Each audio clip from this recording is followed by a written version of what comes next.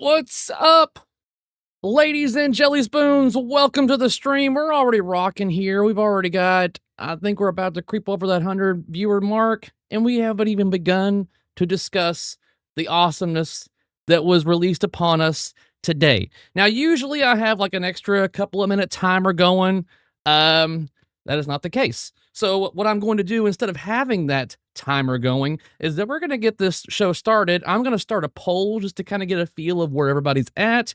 And while that poll is going, I'm going to make me a drink because I think I should do a little bit of celebration here because as some of you know, Sonic is a dream theme for me. So let's get this going. Who all we got in the show going on right here? Let's see here. Let me make sure everything's working here. That's working. Speak the truth up on Sonic. That's all I like to do, guys. I hope that's why you tune into this. I'm not here to try to sell you a game, mainly because I don't get any kind of kickbacks for selling games. So I'm just here to tell you how it is and how I feel, and just to get that right here in the open. Do I love everything about this game? No. And we'll get to that point in just a second. Give me some quarters, baby. So let me get this show started right here. I am mainly curious. Okay, add an option. All right.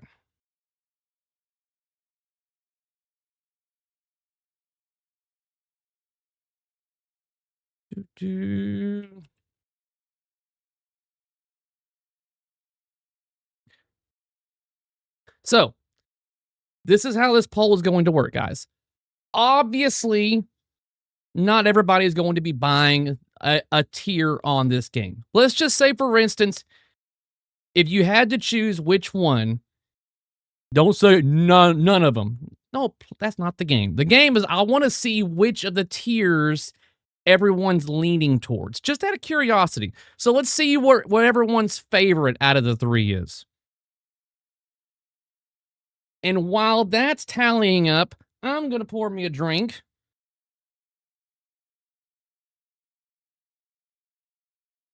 No Sega. I know. That is one of my things, and, and we'll talk about that here in a second. Oh. Now, usually, I would do a complete old-fashioned, but we're just doing straight bourbon here, guys. I guess I don't feel like, but I just used the last bit of my regular Woodford Reserve.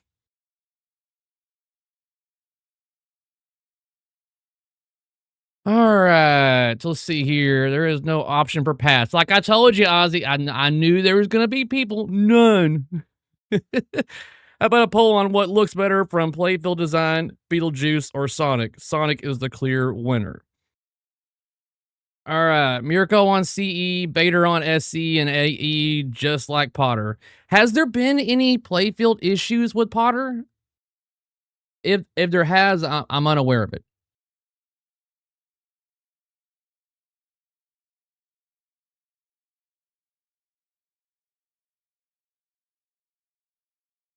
Oh.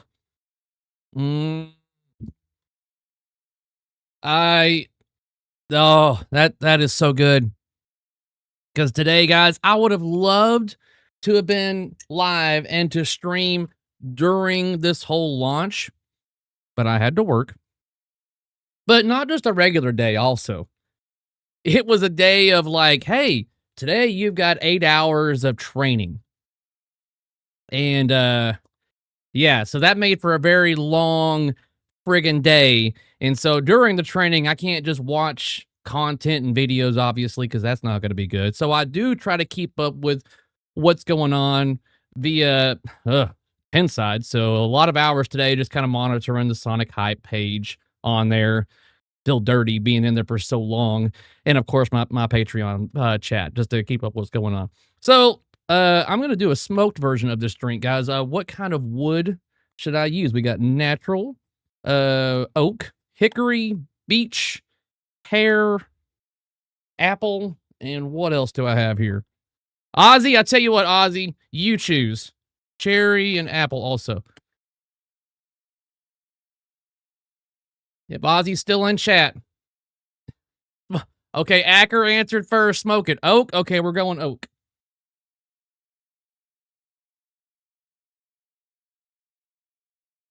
We're going oak, at least on this first class, guys. So, where are we at on this poll so far? It looks like majority is going towards CE.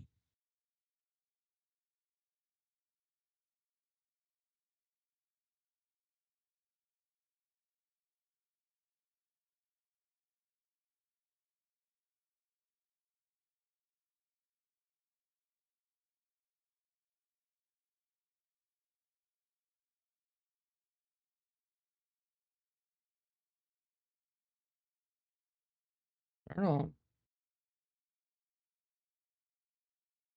Do I not know how to use it? Did I not twist it on there? Uh-huh. Hmm.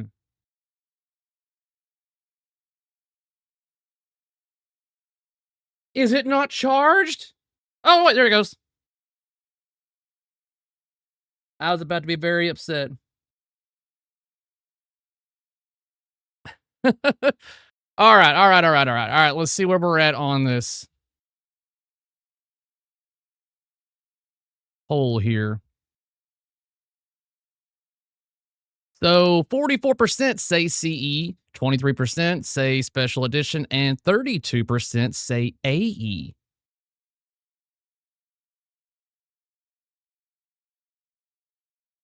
So a total of 90 votes. Winchester Mystery House for CE. Nope, says Rapcon. All right, so like us sit here, CE is the top tier version. Okay. So let's get the trailer out of the way, then we'll discuss this. And I know I stated in my video, if you watched that this morning, if you watched that, is that I was going to try my damnedest to not watch the trailer and all that jazz because I wanted to watch it for the first time with you guys. Because I was expecting we would get the entire featurette and all of that, but we merely got a trailer. And then I started seeing people chat about it, whether it be on my Patreon or on Pinside. And then I saw that it was only like a minute and 15 or a minute and 17 seconds long. And I'm like, what? I was expecting a longer spiel thing like with Harry Potter.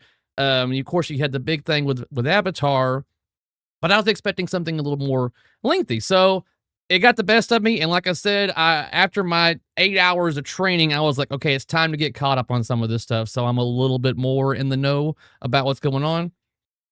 So let's watch the very short teaser right here.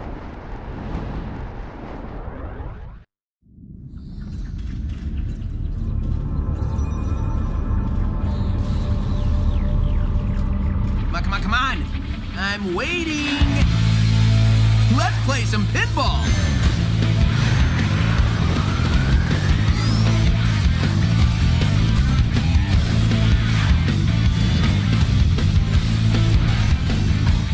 Sonic's the name, speed's my game. Sonic Speed!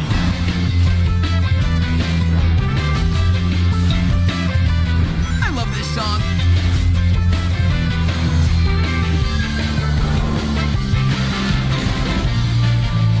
Chaos Emerald multi-ball. Gotta go fast. Behold! My latest creation! Eggman, you're going down. Fisty! Got him. Curse you, Sonic! All right. So, how do we feel about this trailer / teaser? And I'm going to be real with you guys, like I always am.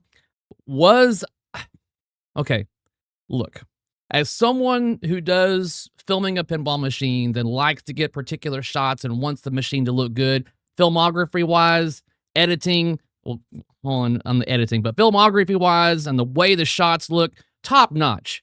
You can't deny that there are a lot of shots, and the way that was filmed for the parts that you can see for really well was done extraordinarily well.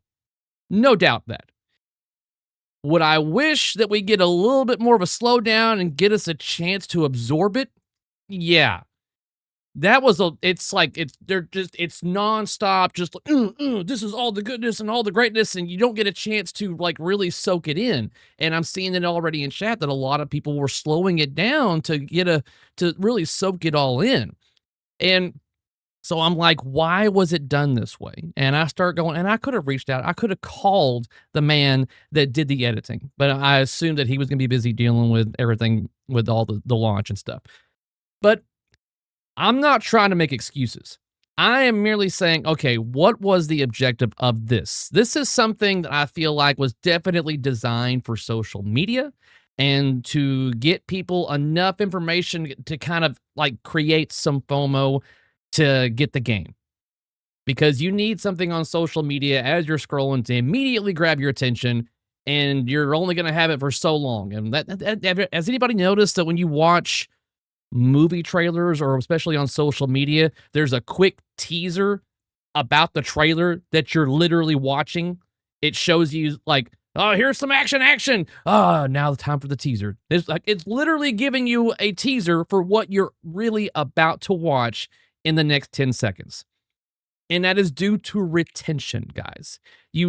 That's what it's come to these days, because a lot of trailers, they kind of want to tell a story and kind of build something up a little bit and then show you the good stuff and then leave on a cliffhanger to get you excited for it.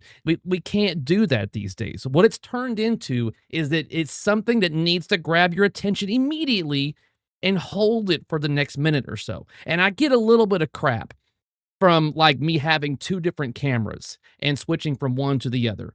And one of the reasons why I do that is to help with retention. It kind of gives you a different viewpoint or whatever. So if I want to change the other camera, I can do that to kind of make it a little bit more different, so you're not watching the same image or the same position of me over and over again. Now, I wonder if anybody's already caught something being different behind me back here. Something's missing. Going back to camera 2. All right, let me get the chat over here and get caught up on what's going on. Carrie hammered again? No, Francie. I'm not getting hammered again, but I'm starting to drink.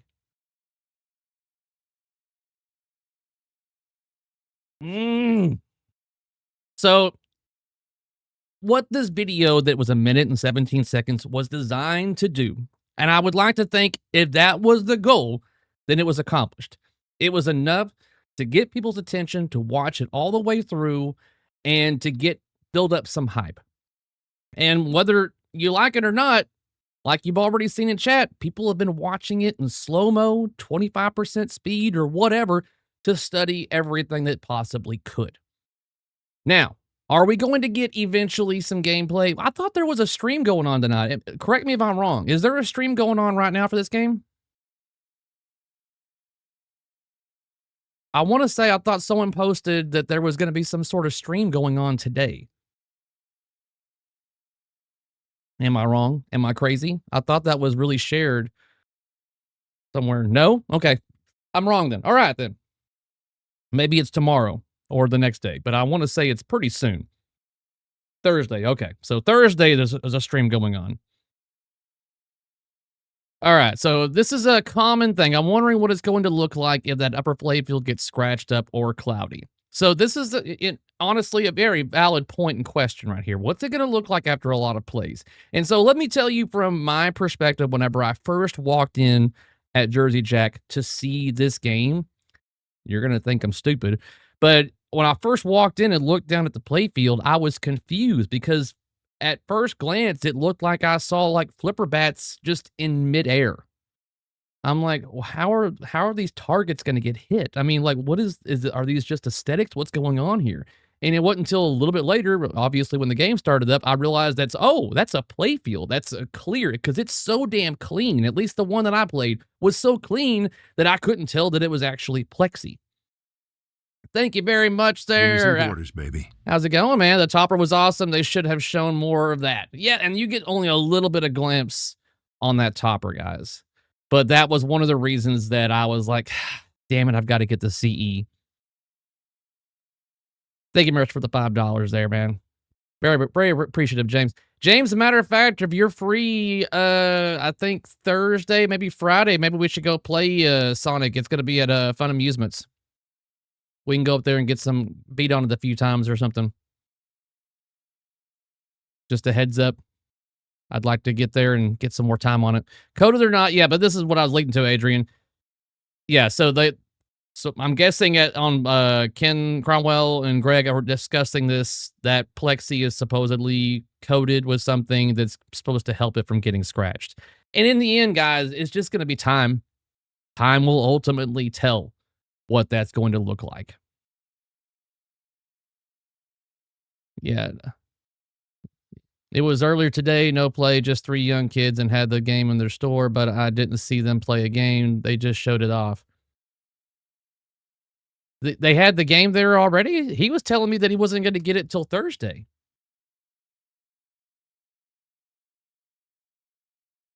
Who's my favorite Sonic character? Obviously Sonic. They installed a new upper playfield right before your visit. Maybe, I don't know. I didn't bother to ask, but it was damn clean one that I played. Can you actually enjoy the topper when playing? I don't think so. I mean, because there's not much time for you to look up, guys. This is a game that you're constantly going to be moving. It's just constantly going. The only time that you're going to get a moment to like take a breath is whenever you complete an act or a zone or a level, a mode, whatever you want to call it. Whenever you complete one of those and it does the whole yeah, I know the entire tune, but like it plays and it gives you a score ranking from like F or whatever or C all the way up to an S tier. That's the only time where the game literally stops and you get a chance to kind of like stretch and whatever. And then once that completes and it gives you your score, you initiate battle mode. And that's whenever you go into fighting your Dr. Robotnik or Dr. Eggman. And let me get this straight here, guys.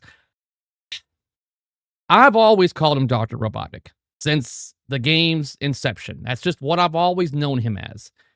And I didn't start hearing the term Eggman until the Dreamcast version, which I thought was weird. And I looked at it as they're calling him Eggman because it was considered an insult because he had a body shaped like an egg or something. But I've always just called him Robotnik, and I'm going to continue to do so.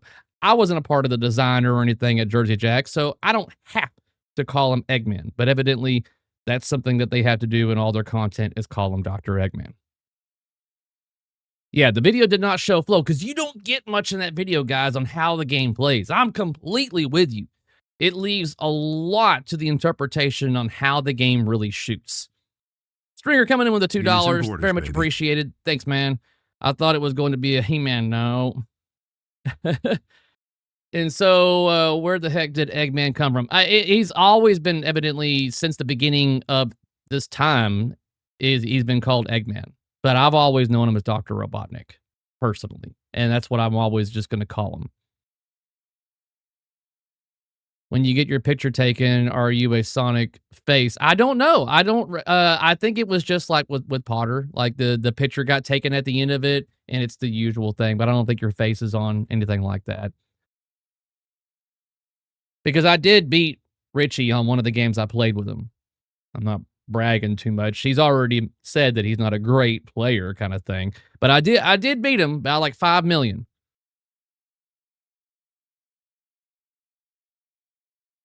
It's like Bowser and King Koopa, interchangeable. Yeah, and I'm kind of with you on that one. And so yeah. Thoughts on charging up Sonic with flippers? Okay. So here in regards to this question right here. Well, first of all, guys, let me completely clear the air on this, is that I am a Sonic fan. So, am I going to be biased? Is there some bias here? Yeah, there is. But I'm still going to be very objective about what I like and what I don't like. But what's pushing me towards the CE is the topper looks great, and I'm not a topper person, but I'm mainly just a really Sonic fan. It's just something that's embedded into my childhood. While a lot of people were playing their Nintendos and their Super Nintendos, I had a Sega Genesis, and I spent a lot of time playing all those, and I think I've shown them before, but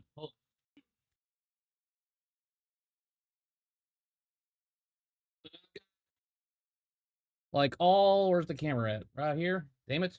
Like all the actual cases and everything of all the original Sega's Genesis versions of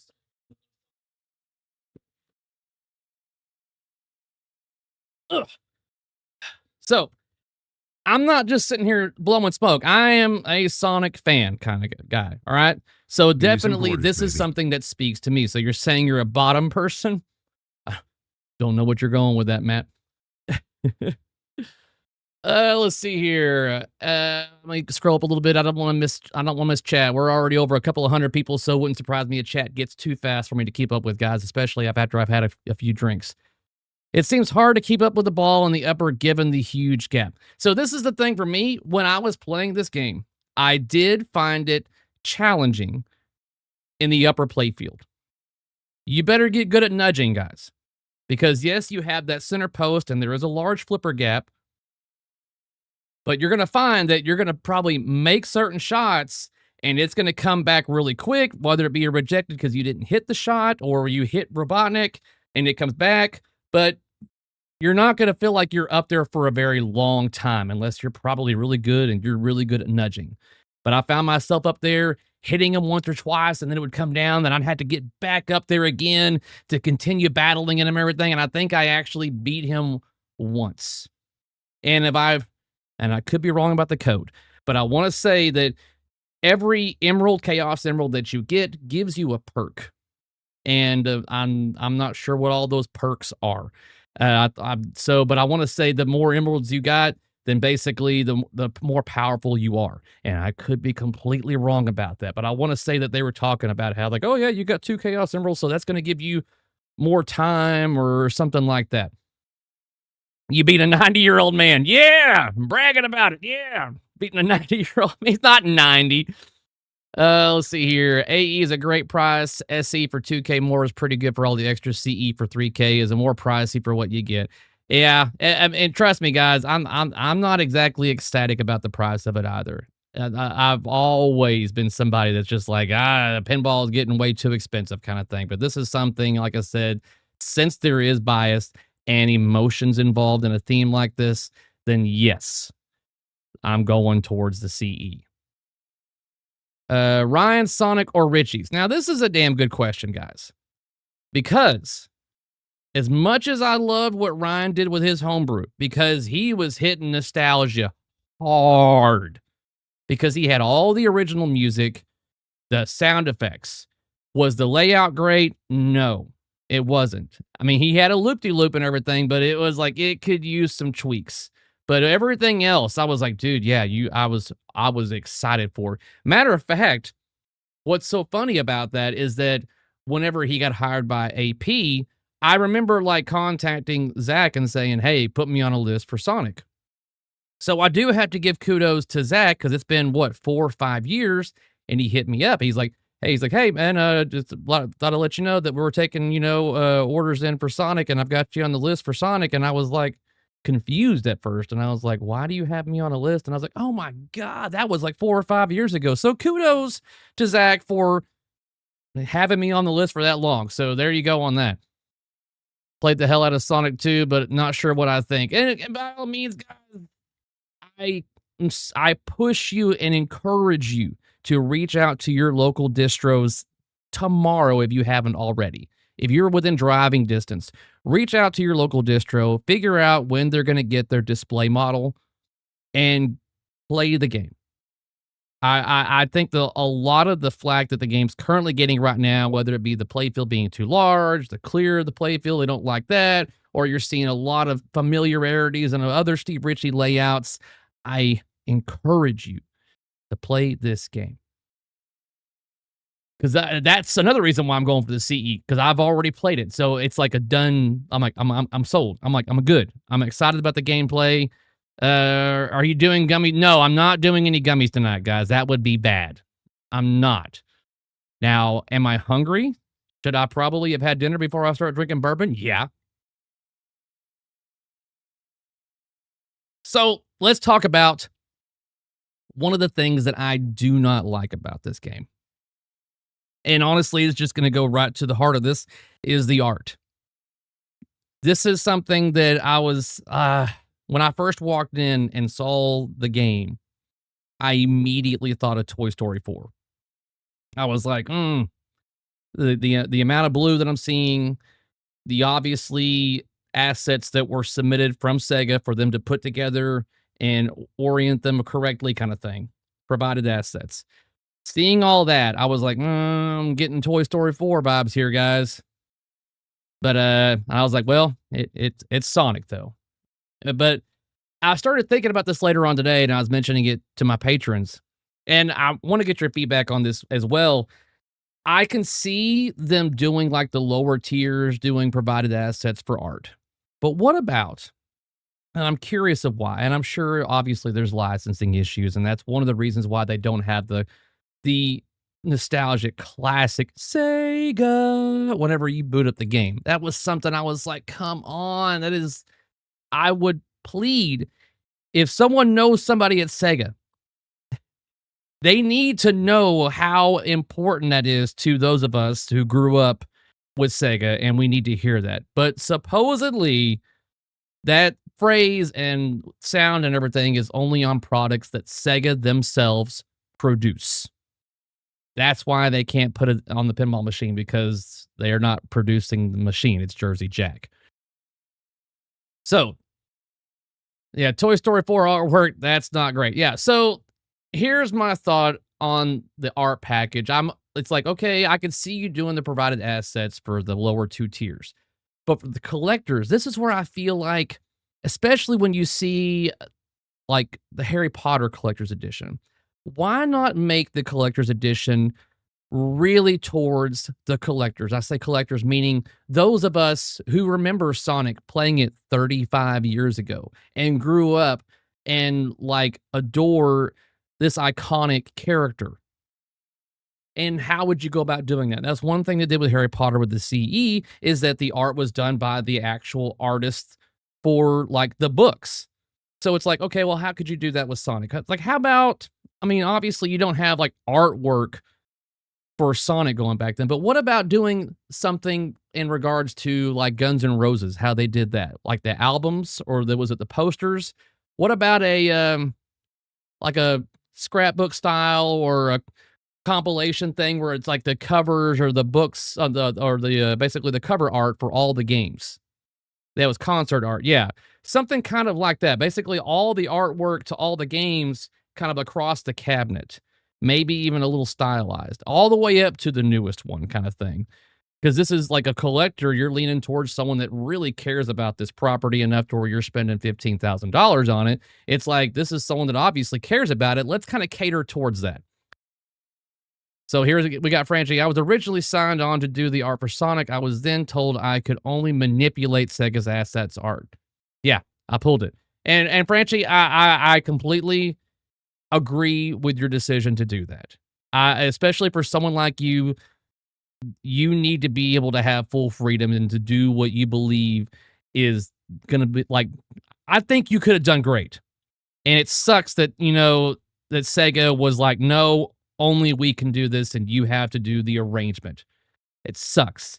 I wish that, they would have said, okay, how about this? You give us a mock-up or whatever, or a trial or whatever. I'm sure, Franchi, have you had to do that before where you can be like, this is what I have an idea of doing? Correct me if I'm wrong. All right, Sonic would have been great on P3. The screen would have covered lots of games. Yeah, and well, you think that, but maybe Sega would still be like, no, we only want this represented kind of thing.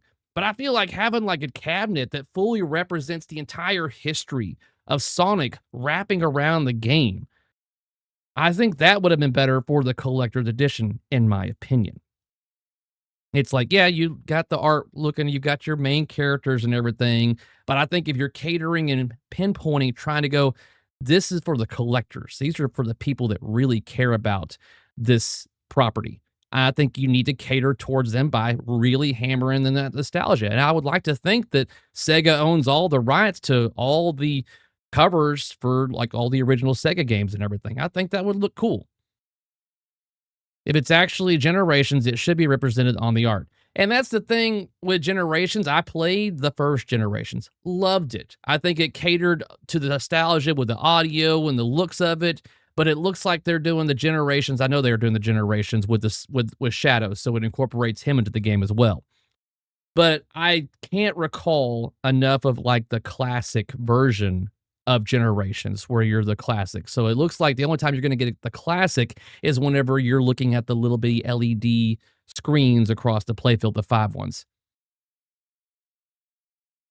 Let's see here. Did Franchi never pull out? Generations had both new and old music. Yeah, so you got a feel of that audio. And for me, Sonic was a lot about the audio, guys.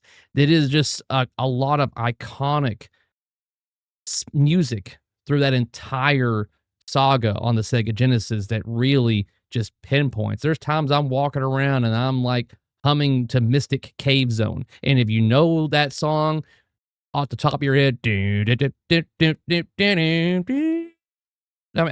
mean, it hits. I mean, I know it. It's embedded into my memory, kind of thing. Playing it so much.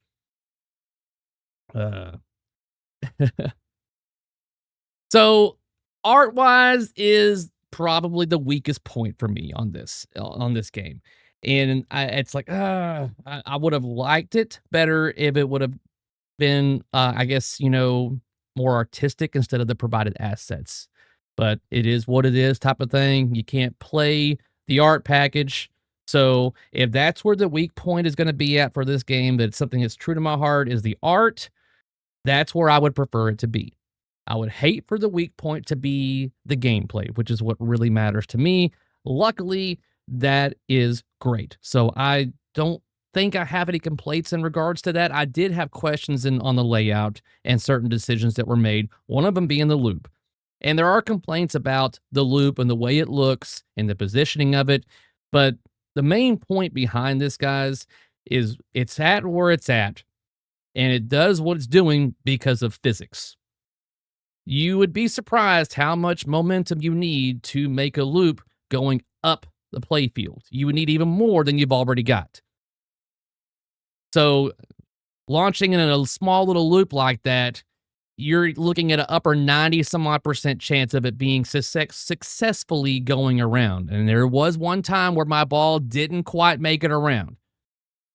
The one time. So it is still possible, even with the magnets rushing that thing through, going down playfield, there's still that small chance that it may not make that loop.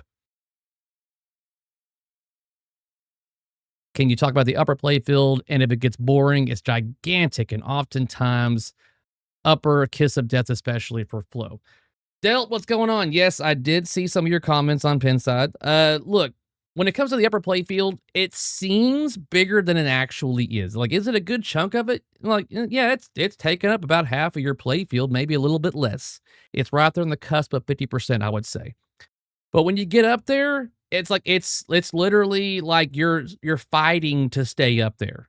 There is no like you're up there and you're up there for a long time kind of thing. And the shots, when you make them, they come around and it's literally a battle arena up there. I do not see that getting bored. If you take it back to, let's say, Black Knight 2000, and I'm going to probably spoil the Black Knight 2000 for a lot of you out there in case you haven't caught on to this. There's a reason why I bought that game. One, I love the music for it, and I love the gameplay. But once I had it here for a while, I realized that game is 80 to 90% right flipper. Think about it. Think about it, guys. It's mostly right flipper over and over again on Black Knight 2000. And it got old.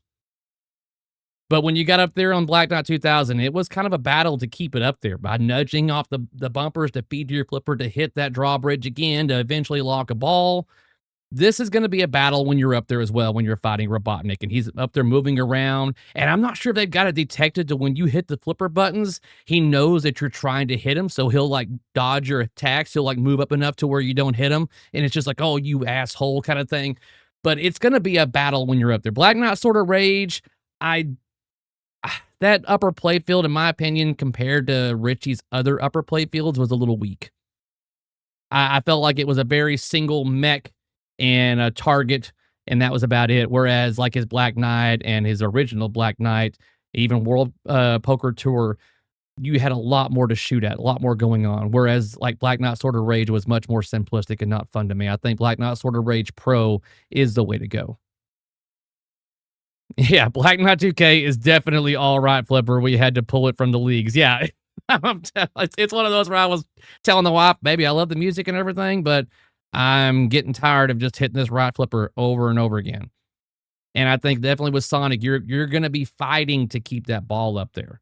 It's a battle one to keep it up there, get better at nudging, and get better at your shots, trying to hit Robotnik as he's evading you and moving around and taunting you while he's up there.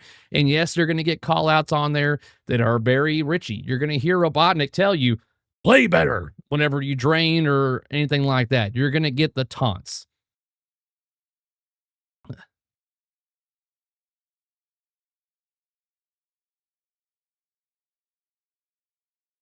So this is a common question I get all the time. What flows better, HP or Sonic? Now, I've got a shit ton more time on Potter, guys. And people are asking me, which game do I like better, Harry Potter or Sonic? And honestly, Harry Potter is going to be a tough game to beat. And with the only amount of games that I've got on Sonic, it's not enough data to really confirm for you. But as you can surely tell by now, these games are completely different on playstyle. Like, whereas Potter, you've got a whole bunch of ball paths, and you don't have that on Sonic. It's very up and down, whereas Potter has got up and down, left and right. It's a lot more variety on that kind of thing. Whereas this game's going to feel, I think, much more simplistic and code-wise for a lot of people because they're staying true to form when it comes to Sonic. What's your objective? Collect rings, collect Chaos Emeralds, beat Dr. Robotnik. Okay. Is the Sonic loop shot high speed like the HP Death Eater shot? High speed. It is very quick. It goes through that loop very quick, and it has to make it successfully. But here's the cool thing about that. Even if you don't quite give it enough oomph with your flipper to hit that ramp, I'm guessing if it hits the sensor, the opto that's on there, it'll still grab the ball and launch it through. So even if you don't quite make the ramp all the way up to do it, the magnets are going to assist you. And that's where I first stopped when that happened. I was like, hold up. I didn't hit that ramp very hard, but it still like went flying through there. And then they told me that, yeah, we got magnets and they have optos in these magnets. Basically, these two optos, technology guys, they're able to detect the speed of your ball. And then they're able to basically tell the magnets, this is how you need to pulse in order to get the ball to make the loop and do its thing. But it comes back to your right flipper damn quick. And that's part of the reason why I know that I heard the people talking about how the loop should look more Sonic with the checkered pattern and be more true to theme. Don't get me wrong. I would love more theme integration in this game. I don't know if they're going to be able to do it better than what Spooky or even Barrels of Fun could do when it comes to theme integration. But I think the reason why they have done it the way they've done it is because if they were to cover it up with sculpts or plastics or whatever to make it look more Sonic, you're not going to see the ball make the wire form. It's going to be like, why even have it if you can't see it make the loop in its current position, at least. Now, I could see if it being somewhere else in the game, up in the center. Yeah, that's the design choice on Steve's part. But where it's at, you can't really do the full checkered pattern thing to cover it up. Let's see here. So which turns are blowing out to make room for Sonic? Probably all of them. Just saying. Give me some quarters, baby. Are the SC editions worth the extra $2K? That's up to you. I mean, for me, like I said, the reason why I'm going towards CE is obviously the bias towards the theme.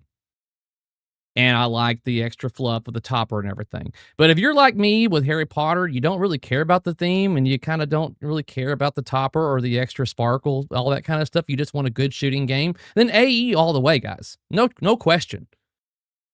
That's why I suggest you guys get out there and play it to confirm that this is a game that you're going to enjoy. Did you try the loop without even charging up via the flippers? See, that's the thing is that the spin dash feature that they're highlighting in some of the video footage that you've seen, it's not every time. You have to basically earn the spin dash by doing something. Otherwise, you're just making it normally. But at some point in time, I'm guessing when you've done enough something that you're going to have the ability to do a spin dash. And the first time I saw the spin dash get done by Richie, I was on his right side.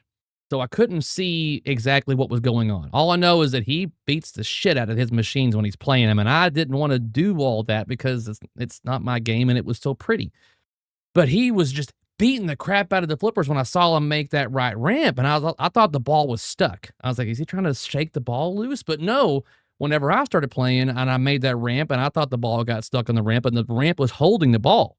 And he's like, hit your flippers. And that's when I looked at the screen and I was like, oh, this is what you were doing. So then you build up your spin dash. And whenever that bar reaches the green zone, you hit that action button and then it launches that ball through.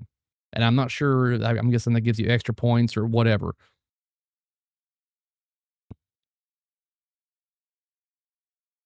Let's see here. Small question. If there isn't much representation for the pops here, fitting for Sonic Speed, it's the kickback.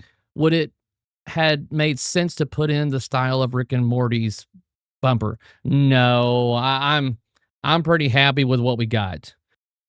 It's like the game is plenty fast and plenty chaotic enough. And especially with the inline drops, this is my advice to you guys when you go play this game. That first drop target for the inline drops, if you forehand that, be prepared for it to ricochet and come probably straight down the middle. It's a much safer backhand. Now, the next two targets, yeah, go on forehanded, but that first one, it comes back quick. And like it happened like twice, and I was like, okay, I think I'm going to backhand that. And Steve's like, yeah, it's much safer to backhand it. I was like, okay. Did you beat Eggman? Was it satisfying? Yes, I did. I got 2 emeralds. I battled him up there. And yes, it was satisfying. And that was the game that I beat Richie on. It's always like satisfying because you get the sound effects and then then he basically goes back to his garage and defeat. And the ball like drops back down again for you to begin your next level kind of thing or your zone. But you can choose whatever zone you want to, guys. You can start when the game first starts, you can use your flipper buttons and just kind of go, which zone do I want to play? And you can choose it and start going. And then after a while, you reach a certain checkpoint and you're like, you know what? I'm going to try another zone. It basically keeps your current progress on that one and you go to the next one.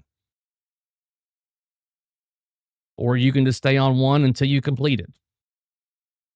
4 screws to remove the upper playfield, but to remove and replace the polyplastic entirely would probably be an hour or 2 to move over everything. I'm curious. I mean, it seemed like on Ralph's video, which if you haven't seen Ralph's video yet, I recommend it for if you want more footage of what the game looks like on the upper playfield and how it shoots, and just in the game in general, how it looks and everything. I think it's a really good one.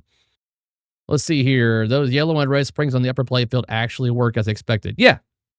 They do. You get the sound effects and everything. Which powder coating do you like better, red or blue? Well, without a doubt, the red was a little bit of a shocker to me, and I understand why they did it. They went for the contrast, and I think they're going for his red shoes. And so I'm like, okay. But then I saw recently, like, Kaneda posted, like, an AI of, like, gold trim, and I was like, man, that gold looks pretty damn wicked. I like the way that looks. But I'm torn, honestly, between red and blue. I think both of them look pretty good. I think that they probably purposefully put the blue as the mid tier because that's what I'm thinking they're probably expecting to sell more of. And due to the preference on color, I don't know. That wouldn't make any sense. Then you would think that if they knew they're going to sell more CEs. So I don't really know why. I think they're going toward mainly just the high contrast between the colors. That's my guess. I don't know why they chose red, but that's the choice that they went with. And I'm guessing because of the contrast, they wanted it to stand out more. And I think what have made it stand out more is different art that represents the entire history. 35 years of Sonic. How do the 3 inline drops work? The same as any other inline drops. You knock one down, it stays down. You knock the next one down. You knock the third one down. Once you knock all 3 down, you go up there and it basically holds your ball. And I believe that's how you collect your first Chaos Emerald. And then once you collect your first Chaos Emerald, for me that I can recall, it's been over a month now, guys. I'm going by memory. It basically starts like a chain hurry up thing where you can get more Chaos Emeralds by making particular shots that are flashing to get more Chaos Emeralds. Because I know I got like my 2 almost like back to back. And that's what helps you get a higher score on completing your levels, is how well you perform on collecting Chaos Emeralds. And I'm going to assume that once you get all 7 Chaos Emeralds, if it's like the video game, if you have all your Chaos Emeralds, if you get at least 50 rings, then I'm assuming that you hit the action button to go supersonic. And then eventually your rings will drain down. And the only way you're able to collect rings on this game, if I recall, is by combo shots. So you'll make an orbit, you'll hear the as you're collecting rings, and then you make another shot, and that going to collect more rings, baby. And you just, that's what kind of like, oh yeah, that's that sound effect of like, yeah, getting those rings, those combos are just, it's highly encouraged to combo to get those rings. Rap, thank you very much, man. Value comparison, Pokemon Premium, Transformers Premium, Toten, or Sonic Arcade, anything else from 2026, who did it better? I think the game that's not being talked about, like, at all, is the remake of Toten right now. Like, no one's talking about it. It's just like, yeah, the game's out. Pokemon Premium, no. Pokemon for me is just not a game that I enjoyed. I was just like, okay, it's pretty basic. Not for me. People out there probably love it, not me. Transformers Premium, I enjoyed the Pro more. I would choose Sonic. But again, there's some bias there, so take it with a grain of salt, Raph. Yeah, I like the ring screens. Sonic Arcade, hands down. Yeah. I'm just saying from my personal preference, yeah, with some bias, I would go with Sonic Arcade. Yeah, but Pedretti killed their rep with a really bad Funhouse build that felt cheap and shot badly. Yeah, see, that's the thing. I think that's what's working against them, is that they've got something to prove now. That game's got to get out at shows or somewhere for them to start building up a reputation. Bring on Yukon Yeti in the P3 game for me. I know I got to hit up Chris. Send him a message on Father's Day, but I got to figure out where he's at on his Yukon Yetis. Gary, are you concerned that Sonic's dead-end shots on the main playfield? What is the dead-end shot? The one that's on the far left?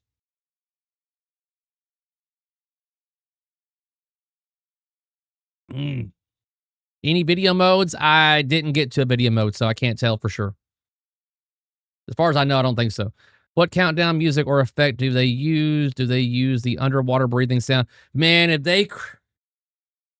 anybody knows what stress feels like, it is that moment when you're underwater in your Sonic games and you're hearing that dun, dun, dun, dun, dun, dun, dun, dun, and you're watching that countdown and you're just like, where the is a damn air bubble? And you're just like praying for an air bubble to finally come out of the ground so you stay alive. That's stress. And for those that know what I'm talking about, you know what I'm talking about. But I didn't get to a portion where I heard any kind of like sound effects or anything in regards to like running out of air or whatever. Where can I get the bad Pikachu? Check. Let me get over here where you can see it. This was done by a Patreon supporter. And I don't want to mention who it is unless he tells me it's okay or anything. But he was posted a picture of it, and I was like, dude, I'd like to have a large one of those. And he's like, how large? And I'm like, surprise me. Evidently, he decided to go full bed 3D print style with this damn thing. And he Pikachu eating up all the code update. You can say, okay, well, it's right there. It's lit pinball.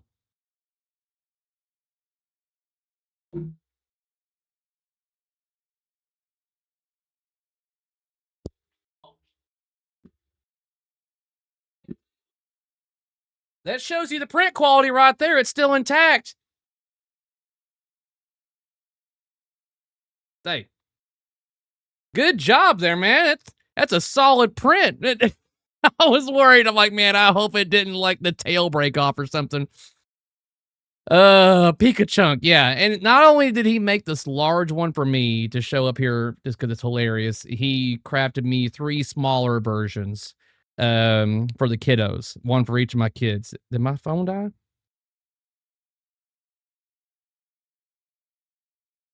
Now, I'm only giving a shout out because it's on stream right now. But big shout out to Chris Buckland for joining Patreon right there. Very much appreciate it, man. Chris. All right, let me find the picture of the three little ones that he printed out for my kiddos, and I'll show it to you as well. But get over here. Kind of hard to see with that camera and the way it is, but yeah, I got three small ones like that, one for each of the kids, because I showed them and they were like, "Oh, it's so cute." Does the Extra Life music play when you get an extra ball? I never got an extra ball, but I would like to hope that you would hear. I would hope so. Did you play Casino Nights mode? No, I did not. Podcasters get everything. We'll get you on here again, Franchi. Like, yeah, you got to start up your super awesome show again, man. Yeah, I do agree. Transformers, to me, looks like one more Marvel-style cartoonish pinball from Stern. Sick of that kind of pin, even if the code is good, but my summary is Transformers should transform. Has anybody, there's probably a lot of people in chat that didn't hear about this, but did anybody, fuck it, it's online, I'll read it. But there was something that I guess got shared amongst about Stern in regards to Optimus Prime, and this was shared to the public. It's out there, but for those that are not aware about this, and before I read this, I am not confirming that this is 100% true or anything. This is merely just, information that is supposedly been spilled out in regards to what's going on with Stern and Transformers. So again, stressing this, I'm not stating this as factual, but this was something put out in public for all to see. Optimus was rad. When you walked up to the game, Optimus was in truck form. Once you hit the start button, the light show would start and Optimus would transform. Another reason this was so cool, when Optimus was a truck, the trailer would create a loop that was repeatable with the upper right flipper. The parts to finish Optimus were on the way out. They needed to get in deposits from pre-orders to take care of the bank loan before they defaulted. So George called an emergency meeting to figure out what to say about Optimus not transforming. He said nobody would notice or mention it, but the team pushed back, saying that it was so obvious that Prime was supposed to transform, it would cause a PR issue. The parts for Optimus finally came in after release, all 3,000 of them. The team went to install them, and Optimus totally worked, and it was badass. It's a story of unfortunate events of what could have been, but I think we will still end up with a good game. Again, I'm not stating that it's factual, but that has been shared, and it's out there for those that were not aware of that. But yeah, Kale from Electric Bat, that was posted up. Okay. Oh, yeah. I mean, like, and obviously, I mean, like, let's just say that is true. It's like, that's definitely not information that you want to get out into the public or anything like that, especially if it's not true. Because it's like, it doesn't look good kind of thing. It's just like, what? Like, defaulted on a loan for what's going on kind of thing. Especially when you're hearing people are getting fired and laid off. Like, what's going on, guys? And I think people don't understand how much, and I could tell you right now, ask any other pinball leader, manufacturer, do they want to see Stern fail or go under or whatever, downsize? No. Every other manufacturer wants Stern to do good, because when they do good, they also do good, because they're one of the reasons why parts are as cheap as they are, because a lot of these manufacturers utilize the same people to get parts. Stern fired, Kale's fried, and Kale gave Gomez the big bird. Oh, man. Love 16-bit Sonic, but kind of meh on the new age. Any thoughts on this for the game? I'm missing something. And see, guys, Trust me, I'm right there with you in regards some to quarters, baby. loving the old 16-bit Sonic. That's what I'm most familiar with. I mean, I've played a little bit of the games in regards to the new generation style, especially Sonic Generations, because it was rehashing a lot of the levels and music that I was accustomed to hearing, but I believed it was definitely an improvement upon it. Like, they took the levels, you still had the same audio, you hear it in the trailer, you still hear that iconic music. Yeah, it's a little bit different, but it's still iconic enough to where you recognize it. Like, do I want 16-bit? Yes. Would it have been as pretty as, like, what they've currently got? I don't know. That's very much up to debate. Franchi, I would love for you in your free time, because I know you're a couple of games ahead on Spooky's releases. You've got some time on you. I would love to see some rough drafts of Sonic, just out of curiosity. Stringer, breaking news: American Pinball hires George. Thanks for the $2, Stringer, man. Much appreciated. Where can we buy blue pinballs? I do not know off the top of my head, but I am pretty sure whoever crafts these are going to sell quite a bit, and they will do pretty well. Gary, one of the only folks that tell it how it is and is in nobody's pocket. Yeah, I mean, now, as some of you have probably already noticed, like, I don't have, like, any of my own footage of the game. I mean, you had, like, Ralph that got to go on there and do all kinds of filming and everything. I was one of the ones that got to play it, and my phone was confiscated. Could not do any kind of filming of sorts. And there's a variety of reasons behind this. And honestly, I'm still surprised that I even got invited. I'm very thankful and feel very privileged to have been invited to play their upcoming game. And they put enough trust in me to not, like, divulge, sensitive information and everything about this kind of thing. So maybe this was my trial run to see if I was going to end up spilling the beans, leaking stuff, or whatever, and screwing them over on this release kind of thing. So who knows? Maybe the next release I'll get to do something, but I don't know. I'm not like, putting, money down on that or holding my breath or whatever kind of thing. So we'll see. Like, I know a lot more than I let on, guys, because, I like to give feedback on stuff. And then, like, I think Jersey Jack is the one company that I don't really have a great relationship with. And for those that have watched my channel long enough, probably know why. But we're going to see if that some sort of relationship can be crafted kind of thing. But I'm definitely not going to be like, this is a great game because they made it. Like, no, if there's something about a game I don't like, I'm going to say it. But once I got finished playing Sonic, I was relieved. I was just like, thank God. I was like, they didn't take something that's like from my childhood and just mess it up and just desecrate it. I'm like, okay, good. They did great. The game looks beautiful. I'm telling you guys, when you see it in person, you walk around the machine as per usual. Give me some quarters, Ozzy baby. coming in hot with $100. I've been lurking a while driving home Transformers. I'm like, hey, just that's the hill that Ozzy's gonna die on, is that Transformers LE. He's like, I'm just the game of the year kind of thing. But I was relieved after playing the game and my session being done. I was like, good. I'm just glad. I would have been so disappointed to play a game that just shot poorly or I felt wasn't properly represented or anything. I would have been like, oh, damn it, guys. And I would have been like not looking forward to telling you guys that I don't like the game. But I played it and I was like, well, shit. I've got to make room for a Sonic CE because I sure as hell want that topper up there. And I know that my girls, they really enjoy Sonic as well. Jurassic Park is on the chopping block right now.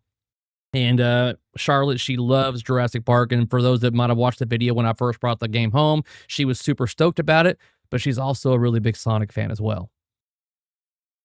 All right, you think Stern is pissed about losing a Sega license like Sonic since they used to be owned by Sega? It's like, now that we've got Sega, we've got Sonic, someone needs to do Mario. It's like, come on, guys. It's like, guys, we need a theme that's going to print money. What theme is that? It's Mario. That will print money. Is it going to be expensive? More than likely. Is it going to be assets that are provided by Nintendo? More than likely. But it's going to print money. There are like a couple of gaming icons that everyone recognizes when they see them, and that's Mario and that's Sonic. Let's see here. Sonic as a loop. They did the homework, unlike every time I see TF, it Transformers doesn't hit me. I think it says like the fuck. I'm like, like Mario Kart or Smash Bros. I am more of a Mario Kart person than I am a Smash Bros. Person, personally. I'm pretty competitive, honestly. When I play against the kids, the wife is like, would you let them win? I'm like, no. They need to understand that life is not fair, especially in Mario Kart. I turn into Steve Ritchie. Play better. Like, Carrie, you're mean. I'm like, yeah, it's do or die on Mario Kart. Thought Stern had Mario, but I hope not. Don't want the cool stuff to get pulled. Mario needs to be all or nothing. And this is something that I've just kind of learned to accept over my time in pinball. And as well as for those of you that have followed me and watched my content over the years, like there was, especially with like Wick or whatever, there's times where I got really emotional and really pissed off about certain decisions that like Stern or even other manufacturers would make. But I've just kind of like just come to the like acceptance phase of just like, this is what they're going to do. This is just how they make their games. And fine. If that's what they want to do, or that's what they feel like they need to do to be successful, then you do you, boo. So it's like, I understand if like Stern's like, hey, we're doing this theme. It's like, okay, what do you expect? What am I expecting out of this? I'm expecting us to get code that is going to be about 0.8 or so that needs a lot of work. I expect a lot of cheap, like flat plastics and everything, not much theme integration, but Stern is going to provide you a game very fast. They're going to provide you a game that's going to be very reliable on location. There's pros and cons to it. So you kind of got to choose, like, what do you want kind of thing. And so it's like, I've just learned to accept what each manufacturer has when it comes to pros and cons. And you just have to weigh those out and figure out what's best for you. Carrie, you play Sonic Mania? All right.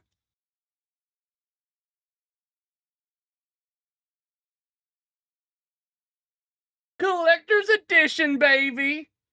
Do I play Sonic Mania? Yes, I did.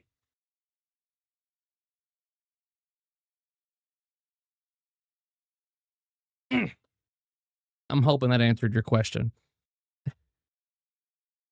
All right, flat plastic, zero theme integration. It's the character ramp, or it's the hero orbit.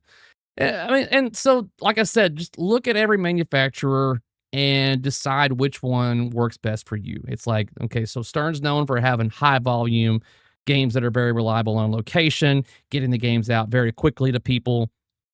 Online integration when it comes to their Insider Connected. Then you've got like Spooky that's going to nail it on art because their ace up their sleeve is Christopher Franchi, and they prioritize theme integration probably above everything else. I kind of wish they would prioritize better layouts. But again, you got to take the good with the bad. And eventually manufacturers will learn, get feedback from individuals like myself, and improve over time. Now you're just getting show-offy. Sonic Mania is $1.99 on Steam right now. I just bought it and I'm playing it. Dude, it's a great game. I think you get a touch of new with a large amount of old in there. Do you think you will like Sonic more than Goonies? I don't know. We'll have to see. We'll have to see, you know, if that's what they're working on kind of thing. But we'll have to see. Beetle Scoop. There is a lot of stop and go on Beetlejuice, without a doubt. If you had to place this pin on the pin side top 100, where would you put? I can't. I haven't even put like Harry Potter on review wise. I score it very high on my review cycle stuff. It's up 9.3, but it's like I don't have enough knowledge on the coder or anything to really rank this game and review it properly.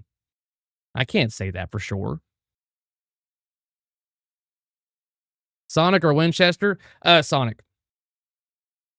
I'm blunt about these when I play these games early and I'm right there, the manufacturer. Like David Van Ness was right there when I was playing Winchester and he was asking me how I was liking it. And I was like, dude, it's not a game for me.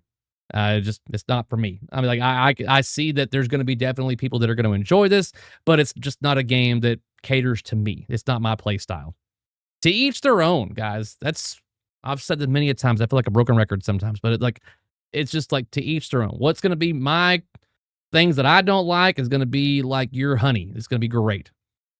That's why I can't tell you for sure, Sonic is an amazing game. You're going to love it because you're probably not. It may just not be the kind of style that you're accustomed to or like. I have no urge to play Transformers again. It's not like it's a bad shooter or anything. No, it shot fine. But I don't have that urge to, oh man, I got to get some more time on it. Sonic, I've got that urge to get more time on it. Harry Potter, I had more urge to get some more time on it. For me, that's how I know that I'm going to like a game. That if I play a couple of games and I go, I want to go over there and play some more on it kind of thing. You know, it is something about it speaks to me.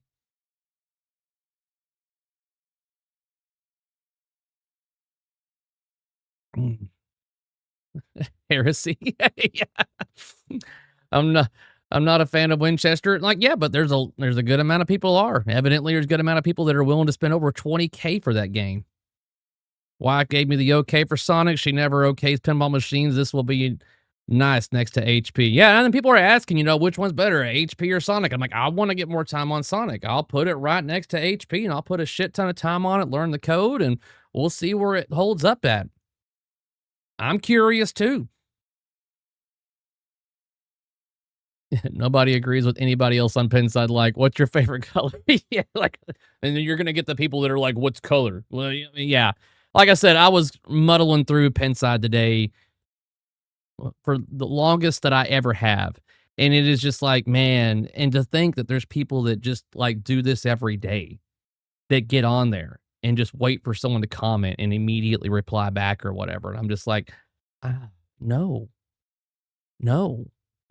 But if I had to choose between my training class that I had going on today or Pinside, it's a toss-up. It was a toss-up. I'm like, well, this is all stuff that I already know in regard to training, but it's a refresher course and everything. So I'm like, whatever. And then I was just kind of curious of what everybody was thinking about it. And I think definitely once people get out there and they actually stand in front of the game and play it and realize, okay, the playfield up there is not like taking up the entire playfield or anything, or like, okay, this is how the shots feel. This is how this game shoots.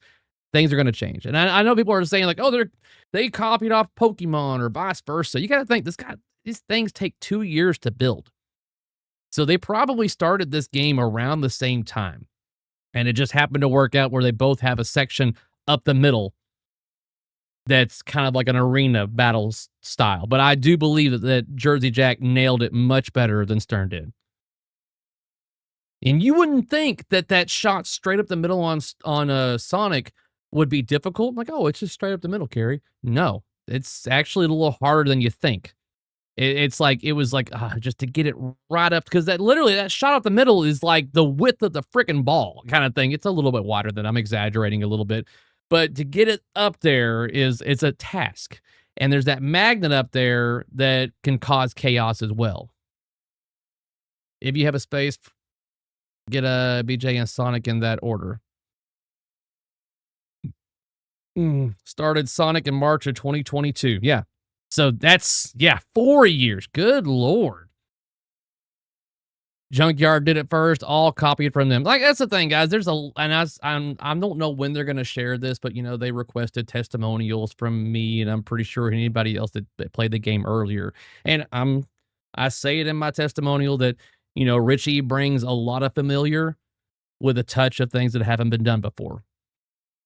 Because it's true. You look at Sonic and you're like, well, there's World Poker Tour. Okay, there's a little bit of the Getaway. Okay, there's a little bit of a Black Knight, 2000 sort of Rage. I mean, yeah, there's a lot of like Richie that's in this game. I mean, if you can look at this game and you play it, you're going to be like, this is obviously Steve Ritchie design. Damn, you blab too much and my best jokes just scroll up away. Sorry, Francie. Oh, I gotta get you on here sometime, Francie. We can shoot the shit.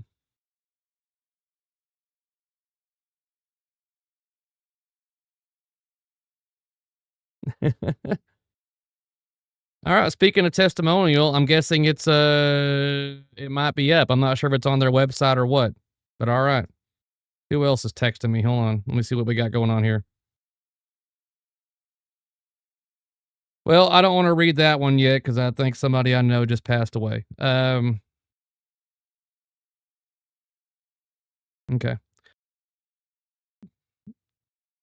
That sucks. Let's say, has anyone seen what the assets are for what? Oh yeah. Stop blabbing. Frequency of spin dash magnet pull buildup. So I guess I need a little bit better explanation of your question there. And yes, that is a fat Pikachu, Don. I showed it off earlier. Like what's on the screen? Oh, so when you're doing the spin dash, only thing that I can really remember, it's on the Retro Ralph video, I want to say, where you'll see what's on the screen. Like I said, if you haven't seen the Retro Ralph video and you want to see a little bit more of a upper playfield gameplay and a little bit more behind the scenes stuff, and I do recommend that you do watch it. There's a lot of good footage that you're going to get to see on what the game looks like really close up. Ralph's video is too long. You can watch it at a faster pace, but if you want to see what things look like up close and how the Robotnik mech works and looks and everything, then I definitely recommend that you give it a watch, guys. I think that Retro Ralph showed a evidence of video mode. I'm hoping there is. I think that you could definitely integrate a side scroller of Sonic because you really just need left and right and an action button to jump.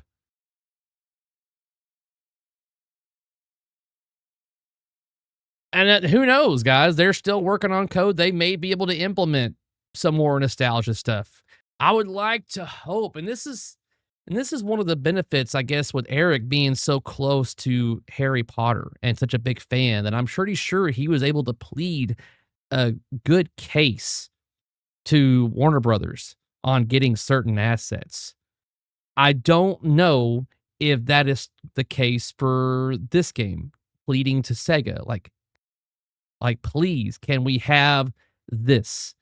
Your fans of the property that you created 35 years ago would really appreciate having this within the game. Something so small, it's crazy, but it would draw a smile to the fans so much that when we first boot up this game and it loads into Sonic, we hear Sega. It's stupid. I completely get it. I understand, but we're talking like you're hitting fans. It would be just a small touch of appreciation. Saw your video about Uncanny X-Men since you mentioned Stern is kind of doing the bare minimum. I've lost hope with tables. There is a let's hold on. How was Casino Night in the game? I didn't get to Casino Night. Sorry. Flipping Out made a good overview too. Yeah. So if you want to get close footage, then yeah, and everybody else, then there's a couple of videos out there. I'm just saying, I'm throwing it out there in regards to like Ralph's video because I think Flipping Out's got like over like 8,000 some odd views when I last checked, and Ralph's only got maybe 2,500 when I last saw it. And Ralph's had a much more production quality and everything, going over the game a lot better.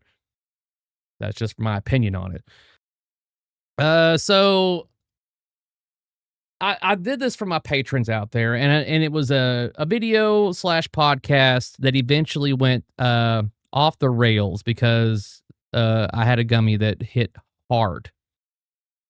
And patrons in chat know what I'm talking about. But the discussion was in regards to calling Stern the MVP of pinball. MVP. And you're thinking like, oh yeah, most valuable player, whatever. Like, no. Minimum viable product. Give me some quarters, baby. And if you think about it, guys, you'll be like, well, that bodes pretty much true. Thank you very much for the $2 sound package / callouts. Nobody talked about it yet. And that is because I think if you are a big fan like me, you're going to wish that there was a little bit more nostalgia on these callouts / audio. I'm a big pusher for audio.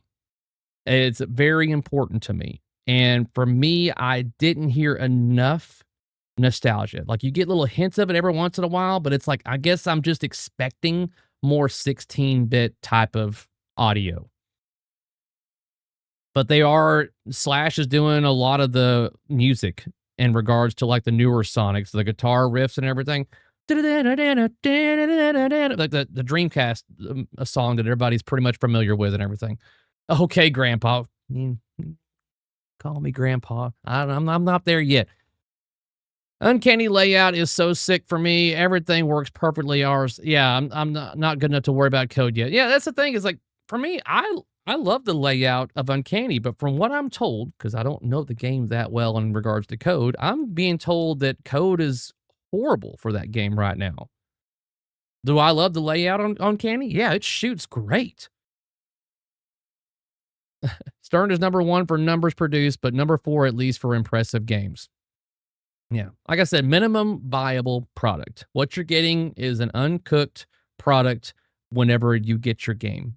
Code-wise, just enough to satisfy a lot of people that are especially on location. Like, I just want a good shooting game. You're gonna get it. If you're like, I really want a game that's got full theme integration, all the assets, all these other little things that would make the game just be really good. You're not gonna get it with Stern. You're just not.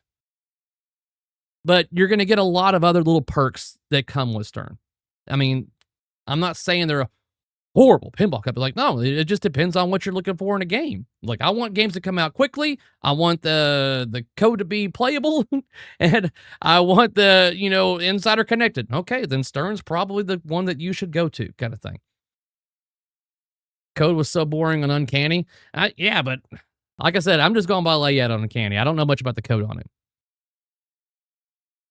Too much number 2 out of Stern lately. Yeah, I mean, well, without a doubt, if you kind of zoom out and you get the feedback from everybody, and this is multiple comments that I've been seeing on like social media, Pinside, on my Patreon and everything, seems to be a growing audience of people that are noticing more and more lately where Stern is falling short.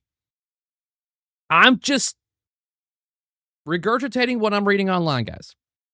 I'm not saying this is what's going on there. They're going downhill. I'm like, no, I'm just saying that people are starting to take notice of what manufacturers that are not Stern are doing and putting into their games versus what Stern's putting out. Just saying. Let's see here. Look, man, unfortunately, people in my niche have ruined it with clickbait. I have to go with route to get videos and I'll go. I'm not going to try to explain how YouTube works. I don't know if he's talking to me about that one. That one kind of doesn't make sense. Sorry. Stern code, kind of like the contractor you pay that started and did not finish the job. That's what, and what's kind of funny about it in regards to contractors, just recently I got a whole new air conditioner for the house. And they're not done. The air conditioner works, but they still need to install a new breaker in my old breaker panel. And they're like, yeah, we're just waiting for you to sign off the payment. And I'm like, because of a job completion. I'm like, well, the job's not complete. And they're like, excuse me? And they're like, yeah, I'm still waiting for the electrician to come by and finish the job. And I'm like, I'm not signing off because it's not done yet. I was like, whenever the job is complete, I will be sure to sign over payment and you be on your way. What is the positives and negatives of JJP? All right.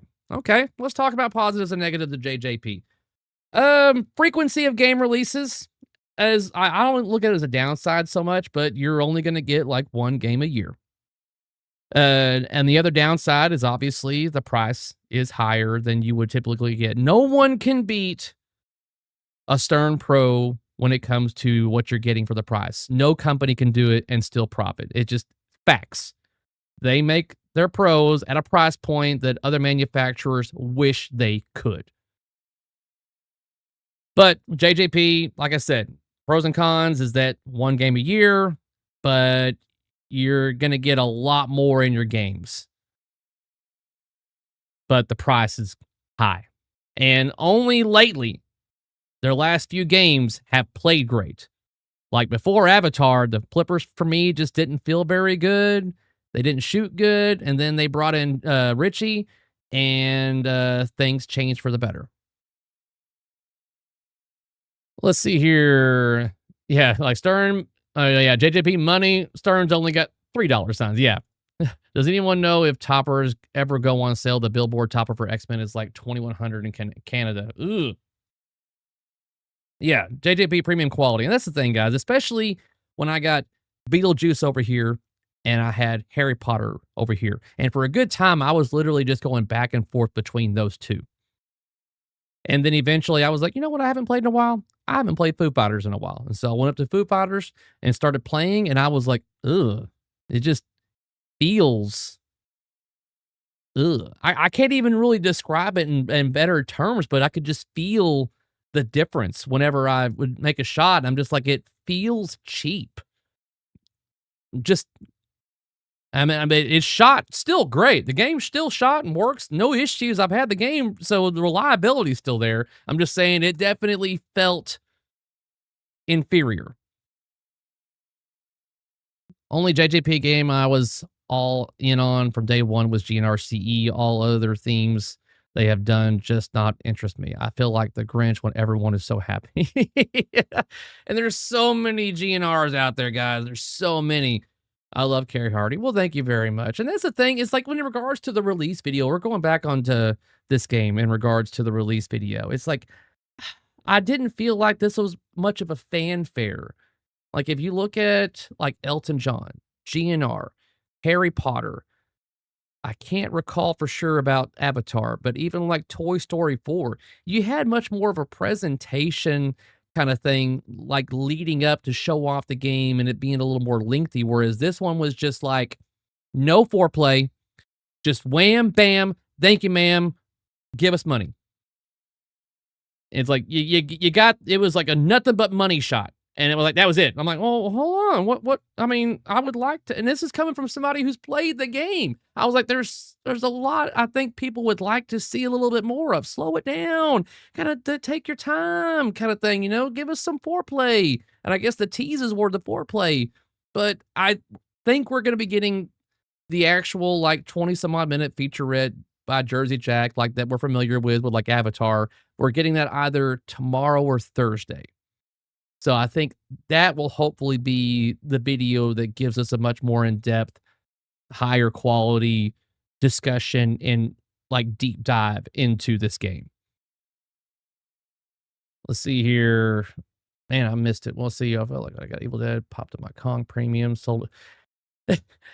Way I felt when I got my Evil Dead and hopped my Kong Premium, sold it 4 weeks later. Man, where was the fist pumping? The fist pumping? What? Stern feels even cheaper after the IKEA cabinets on the Spike 3. Man, and I don't know if I've got a lot of time on the Spike 3 I mean, I did the Transformers, and I think a little bit of the Walking Dead remastered. But I haven't owned a Stern. And like I said, my Sterns are currently, I can do without them kind of thing. It's like I accept them for what they are and what they produce. That's fine. Keep doing what you're doing, but I'm just not seeing it's difficult to like it because it's gonna seem like I'm just shitting on them, and I'm not. It's just that I have a preference, I think, now after experiencing some other manufacturers. I'm seeing the grass might be a little greener on the other side. We've had a Godfather and GNR, but still love dialed in gameplay way more than either. Seems that Richie did not know much about Sonic from the videos.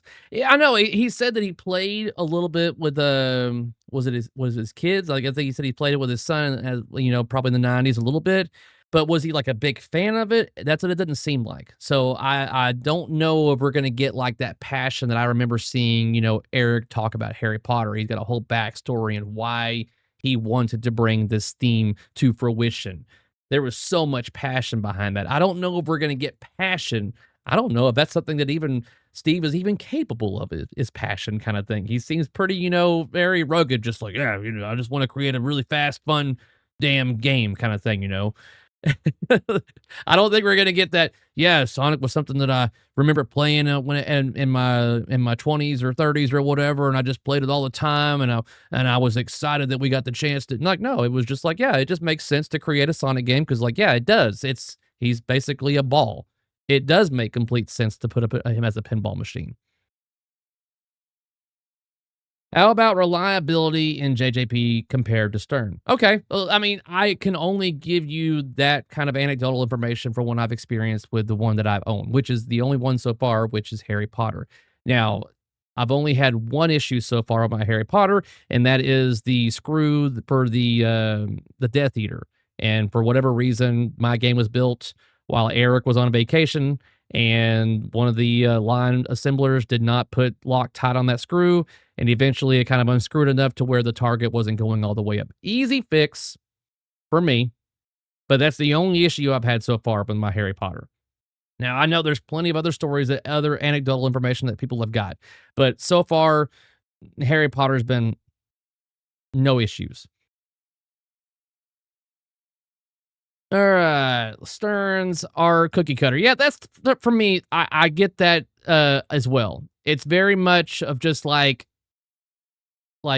here it is, and then here's a new game. We've kind of just like changed the art package, but it's pretty much the same Give me thing. some quarters, baby. William coming in hot right there with the $100. Replace your batteries regularly, and this is something I've noticed about with JJP is also I haven't experienced it yet, but it's just like there's been this common thing in regards to Jersey Jack's CMOS batteries on their PC boards, like running dead. And when that happens, then basically the computer doesn't automatically boot up on power up and everything. There's an issue. And unless you're computer savvy like myself, then you're kind of like, what's going on? Why is my game not working? Kind of thing.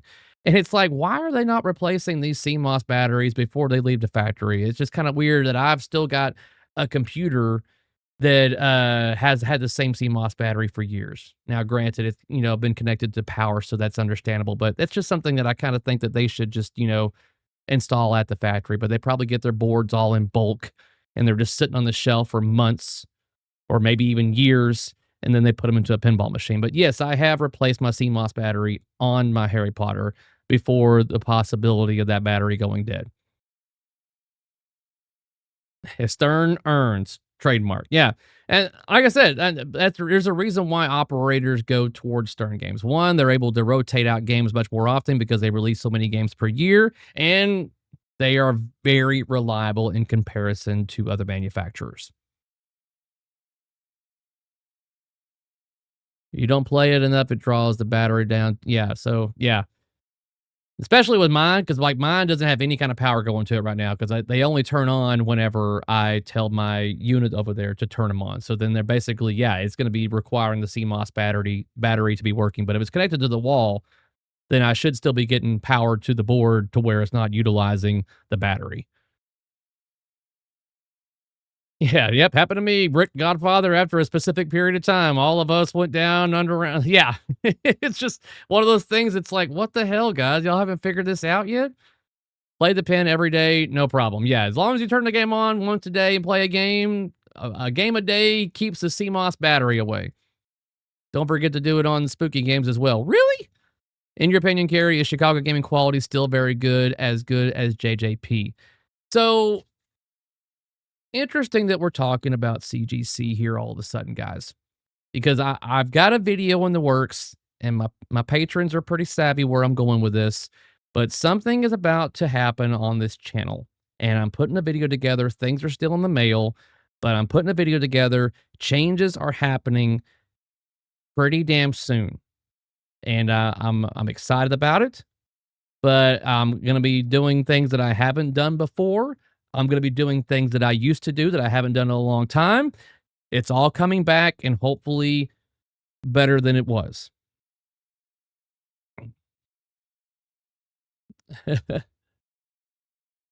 Let's see here. The power switch cuts power completely to the terminals. 99% of the people here don't have a pinball rack. Yeah. He's like, I'm the 1%. Yes. Finally, he's going to shower. Maybe. I'm thinking about it.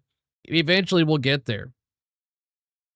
How long have we been going? We're going for an hour and a half, guys. Just shooting the shit, but we've been pretty much maintaining, like, over 200 viewers, and I'm more than willing to talk about whatever you want to talk about. But I have not yet opened up my other bottle of Woodford Reserve. Shout out to Hector. By the way, Hector, that is my last bottle of the 5 that you sent me. Just to let you know. That fat Pokemon is I'm telling you guys, this thing was great. He showed it on like Patreon, and I was like, oh man, that is hilarious. And I showed my kids, and they were like, oh, it's so cute.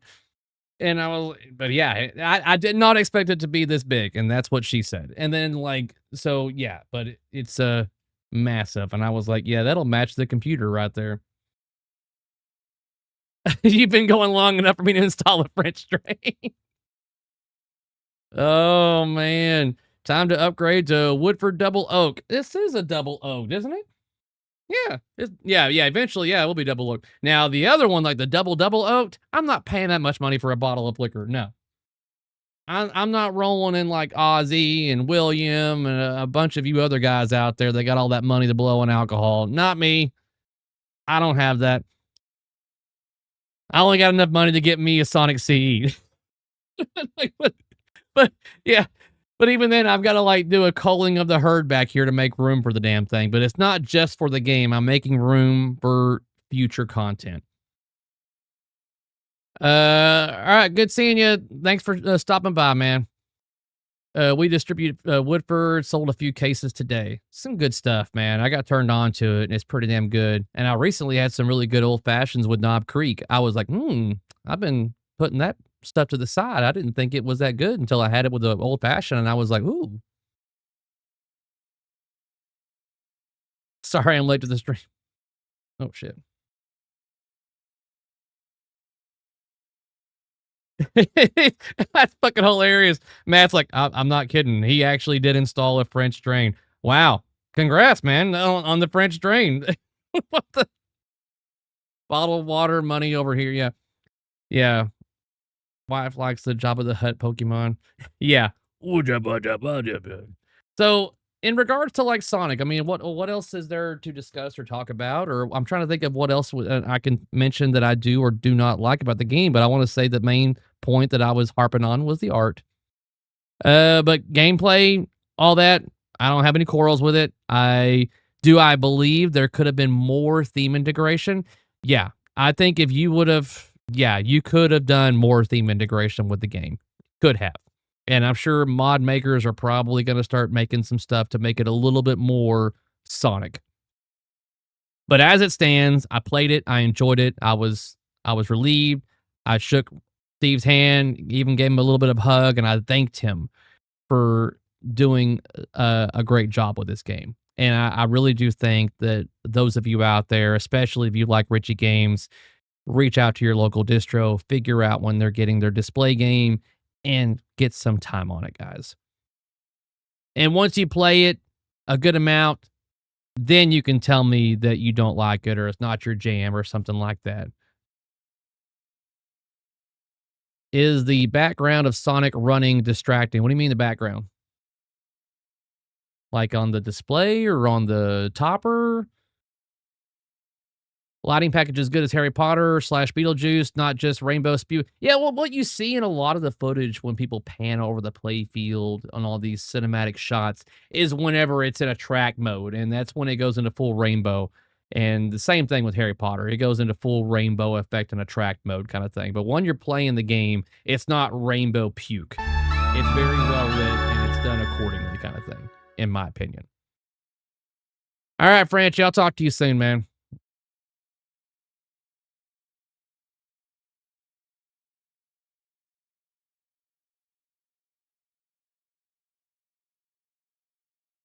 Oh, man.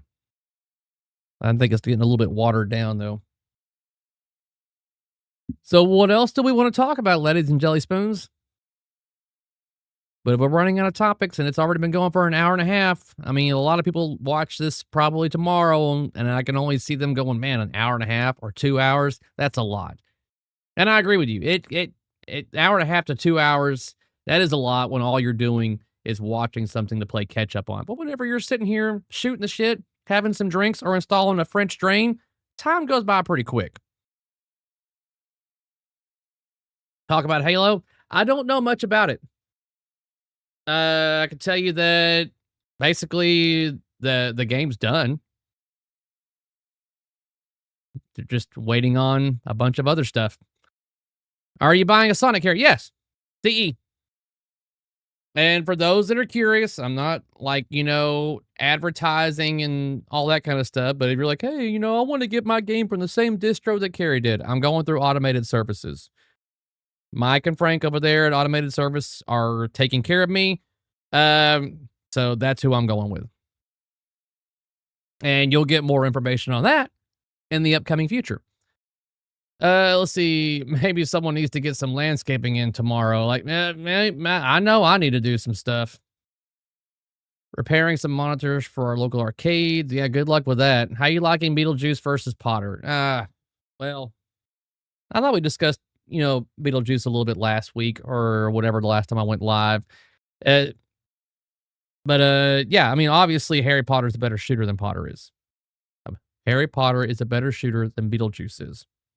Man, I've only had one. I mean, it's been I don't think I'm not drunk, but I am hungry. Do you like Rocky Horror as a theme? Not me personally, no. It doesn't speak to me. Am I going to regret getting a Transformers LE versus a Sonic CE? More than likely. This is something that I believe I've spoke upon before. People ask me like, "Oh, Carrie, should I get a Transformers Pro Premium or LE?" And I'm like, "Well, I'll tell you right now, I will never recommend people to get a Stern LE. It's just I'm not going to do it. I've done it, and I've experienced it, and I'm just like, no. Maybe someday they're going to do something that makes the LE worth it, but I haven't seen it yet. My recommendation, me personally, if Ozzy's still on here, he's going to tell you to get the LE because that's what he's getting. But I think if you want a really good shooting game and you are a fan of Transformers, I think you're going to be pretty freaking content with the Pro. And pull out the plastics and buy some toys off Amazon to make it more of what it should be. Damn, bro, did I pour that one? No. Tell CGC that people want classic versions of the remake reruns. Well, the thing is, guys, is that, with CGC, you're going to get another run of, like, probably Attack from Mars next after this Medieval Madness run. And then after that, they might do Halo. But you got to think also, guys, it's just like, even if they were to announce, like, even today, and release a trailer for like Halo, like, when would you see it? When would it start shipping? If history repeats itself, you're looking at least 9-10 months. And if they're doing a run of Attack from Mars first, that kind of tells you right there how long it is until you see Mark Ritchie's game. Is there anything new at American Pinball? Haven't heard much about the new owners. Let's see. What can I say about their current situation? They're rocking and rolling on getting Circus Voltaire looking sexy. And they are hiring for a junior pinball designer. So for those of you out there that would like to be a pinball designer, I suggest you reach out to them.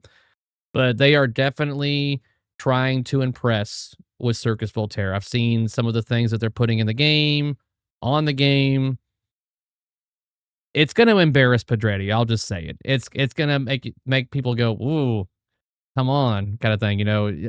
They're making some stuff look sexy, guys. It's going to be like, yeah, that's how you do it.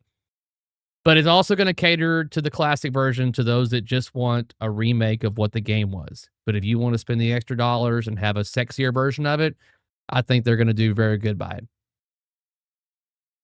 it. You should get a game that speaks to you. And that's the thing, guys. I'm not here to push any games on anybody. You like what you like. I'm just telling you, whether you play Sonic and you don't like it, Not to sound like an asshole, but I don't care. I like it. That's what matters to me. And the main thing is you got to figure out what you like. People are like, Carrie, I'm getting into pinball. I want to get a pinball machine. What machine should I get? Don't. That's up to you. That's when I recommend you go to a pinball show where there's hundreds of pinball machines to try out and figure out what you like.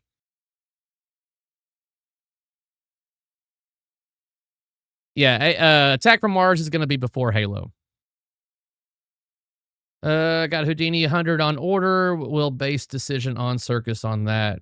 William, you're still up? Oh, yeah, you would be up. Yeah, it's not that late. I thought it would be later than that. We've stayed up later during our LE chats. What can I say about Goonies?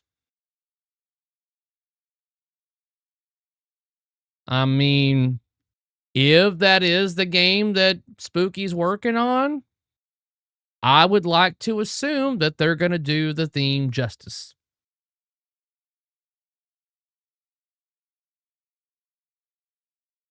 I would like to assume that if they were to do that game, you would look down at the playfield and go, yep, yep, yep, yep, yep.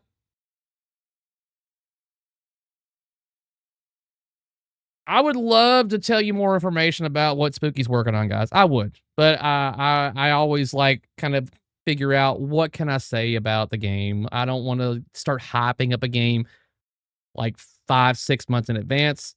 And like I got some crap for like hyping up Beetlejuice. And it's like I didn't play the game, guys. I merely saw video and what it looked like. So that's all I could comment on. So in regards to their next games, it's going to be the same thing until I actually play it. I can only really comment on how it looks. Their next game, did I see it shoot? Yes, but it was basic code. Like when we go in here, it does this kind of thing. Just the basic workings of a game.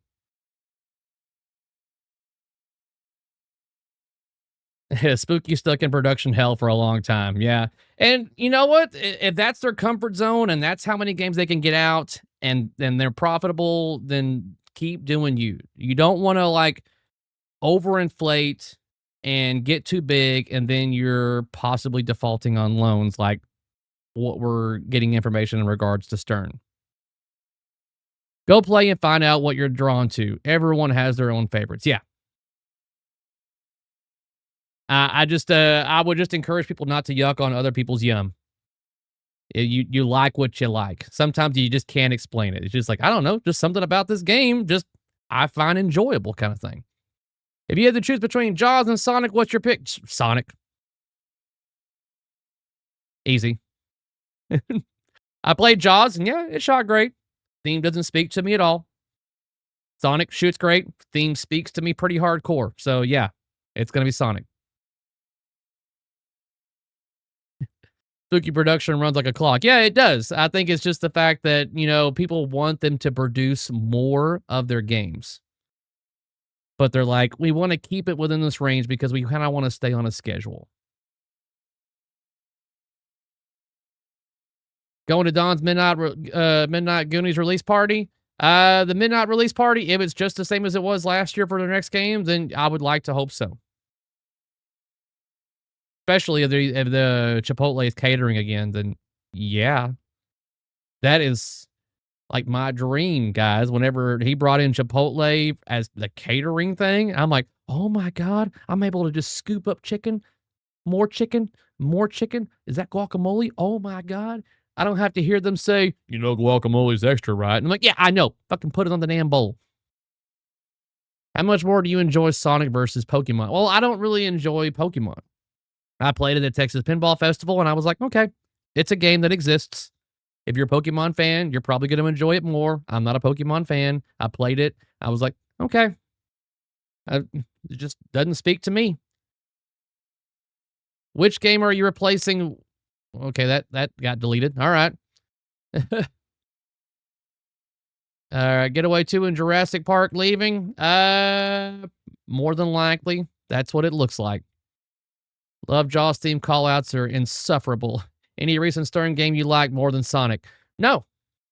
That's a pretty easy question to answer, guys. And that's like why I said I've just kind of just accepted what they're going to produce. What to expect in their games. Do I want them to do better? Do I think they can do better? I think they could do amazing things. They've got so much fucking talent there, guys. And yeah, we're past 9 some odd o'clock. If your kids are watching, I apologize. But this is when, like, passion behind. I don't want to see any pinball manufacturer fail, especially Stern. It's like it's a part of me is just frustrated while the other part is just accepting of it. Because they've got so much talent there and they can do so much, but it feels like the product they produce is just minimal viable product. And eventually over time it gets better, the code wise and everything. It's just like, I just don't see the point of buying a new in-box Stern. It's like, why? The value's going to go down. The code's going to get better. And that's when you want to get a Stern, is whenever the code's further along and the games have gone down on the secondhand market. Who has the least amount of leaks and why is it Barrels of Fun? Because David is very secretive.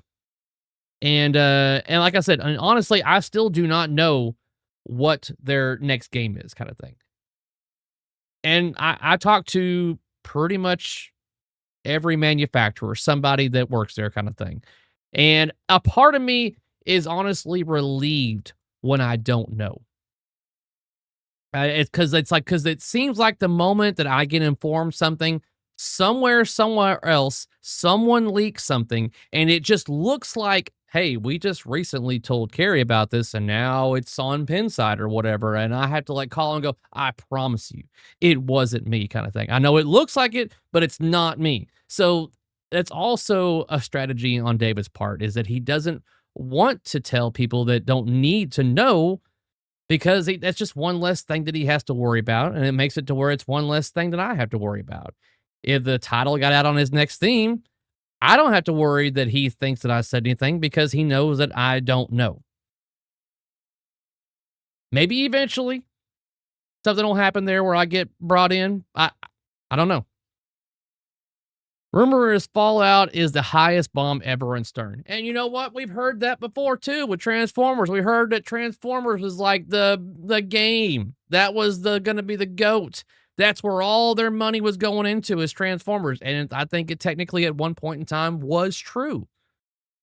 And then the penny pinchers came in and said, nope, take this out. Nope, make this.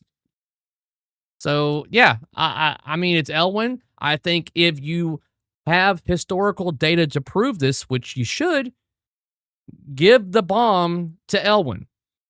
BOM, that is. But we'll see. But if they're supposedly, allegedly, coming close to defaulting on loans, then I don't know what's going to happen with that game.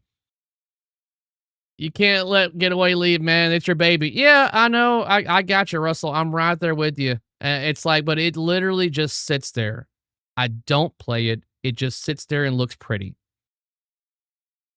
And it's like, for me, it's like I would rather have games that I play and enjoy. It's like, I don't need eye candy. It's like, yeah, well, the collection behind me get a little bit smaller. Yeah, but I'm going to have games that I actually play. And the Getaway was definitely, it's a big old giant long story behind it. A lot of work, a lot of passion in it and everything and stuff. And it's one of the best looking Getaways that you're ever going to see. It's not high end pins, but it's really great. But I don't play it. And I would rather it go to somebody that's going to actually play it.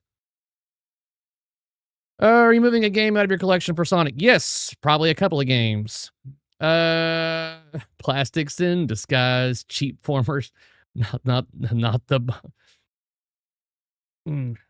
Stern said Transformers would have something never before seen since T2. Yeah. Like I said, they have the capabilities of creating something, and they have the engineers, they have the coders, they have. Well, I thought they had the money, but like they've got everything to produce something that would be like, wow, but they're not. They're just like, this is good enough. Get it out the door. Get another game out. hey, should we slow down and maybe wait for this release? No, we got to get it out. Get it out. Get it out. Get it out. Well, the code is still pretty bare bones. Get it out the fucking door. Come on, we got to feed the machine. What game is in your collection is leaving for Sonic? Right now, I'm leaning towards Jurassic Park and The Getaway.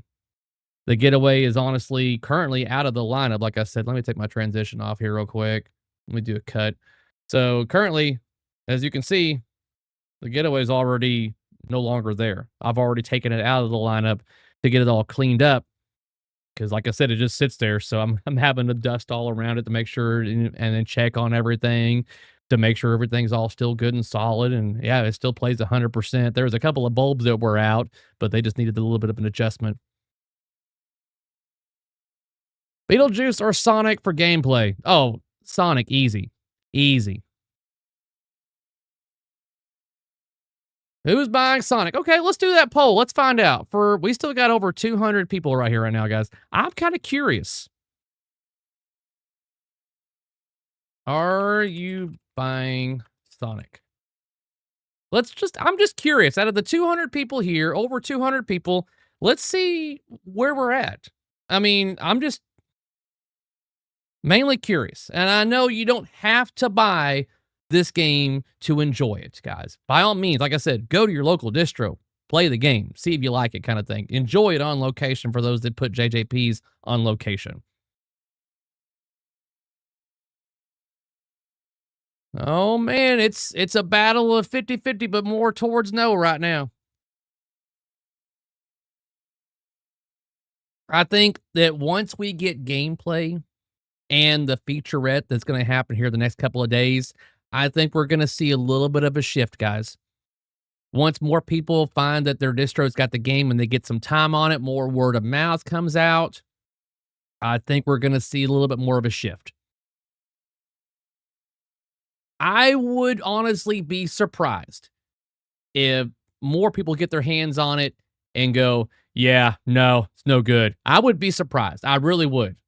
But it wouldn't deter me from buying the game. I'm like, no, it's happening kind of thing. Nope, maybe buying a Getaway, laughing by Russell, you're going to end up owning all my previous games that I've had in my lineup. You're like, I have all of the Carrie Hardy collection. Sonic Game of the Year? I don't know. It's too soon to say. I think it's going to be a force to be reckoned with, though. I really do.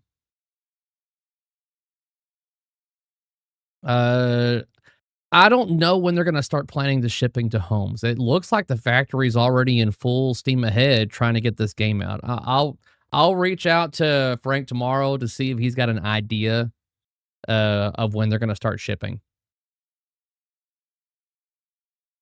But I'm hoping the arcade version does very well for them. I'm sure it will. I think especially since Harry Potter, once people saw that, hey, this is everything that the top tier has under the glass when it comes to gameplay wise, yeah. I definitely recommend people that are just like, I don't know if I should get a JJP because they're a little more expensive or whatever. And I'm just like, you know what? I mean, it's a damn good bang for buck with the arcade edition, guys, for what you're getting. Harry Potter, yeah, especially for the Harry Potter. It's one of those where I was like, that's kind of a no-brainer. But the reason I'm going towards the CE on Sonic is definitely biased towards the theme, without a doubt. If I didn't care much about the theme, I would still enjoy the gameplay like I experienced it, but I would probably go down to a lower tier. All right, let's call the poll at that point right there. So right now it's a 60-40 split. 60% say no. 40% say yes out of 70 votes. And there's, like I said, over 200 people here. So there's a lot of people that are watching on their phones or on their TVs and they don't have the ability to hit yes or no. Let's see here. I'm dying to know what P3 is working on. The mech is being hyped big time. I don't know. If I was a betting man, I think we should probably get something from Multimorphic probably before summer ends, if I was a betting man. And for those that are curious about when Barrels of Fun's going to be releasing their title, then keep an eye on social media. Because whenever they announce that the window is closing for their membership, their club, their reserve, that's going to be a very strong indicator that a release is coming up. Gary, besides theme, what do you like about Sonic? What captured you? Favorite shot? I honestly really did enjoy the upper playfield because it's challenging, and I didn't feel like I was up there all the time, kind of thing. Where I'm like, man, I'm just gonna be up here until I drain. Like, no, it was challenging to stay up there. You're gonna be fighting to stay up there. There's a reason why I think they put it up there and as the battle arena, the battle area, because it's gonna be pretty tricky to keep the ball up there and to battle Robotnik.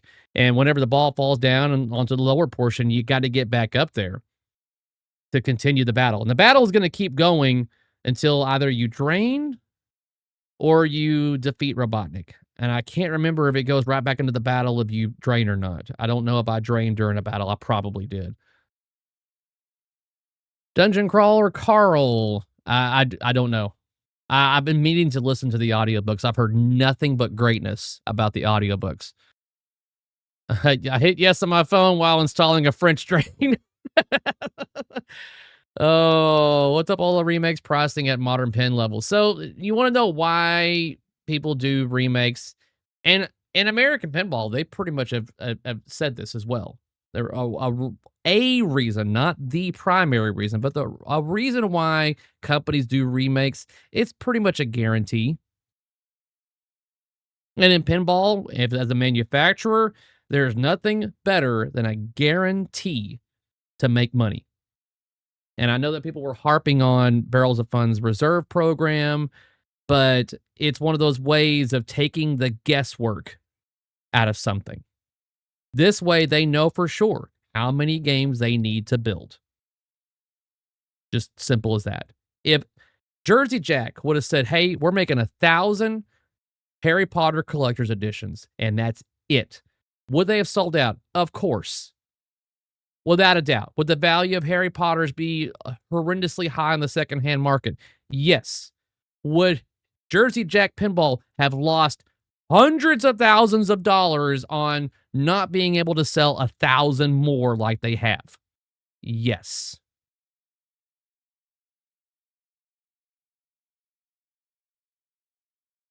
Well, let's see here.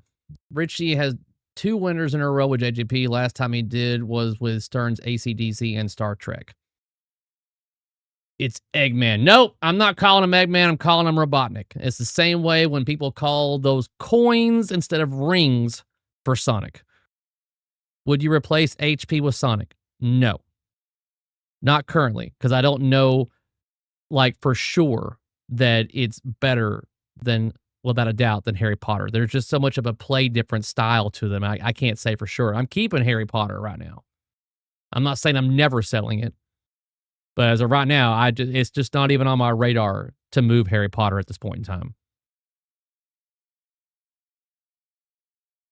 Yeah, Barrels of Fun Reserve program is genius at work. And that's the thing, guys. I mean, people have their, opinions on this program.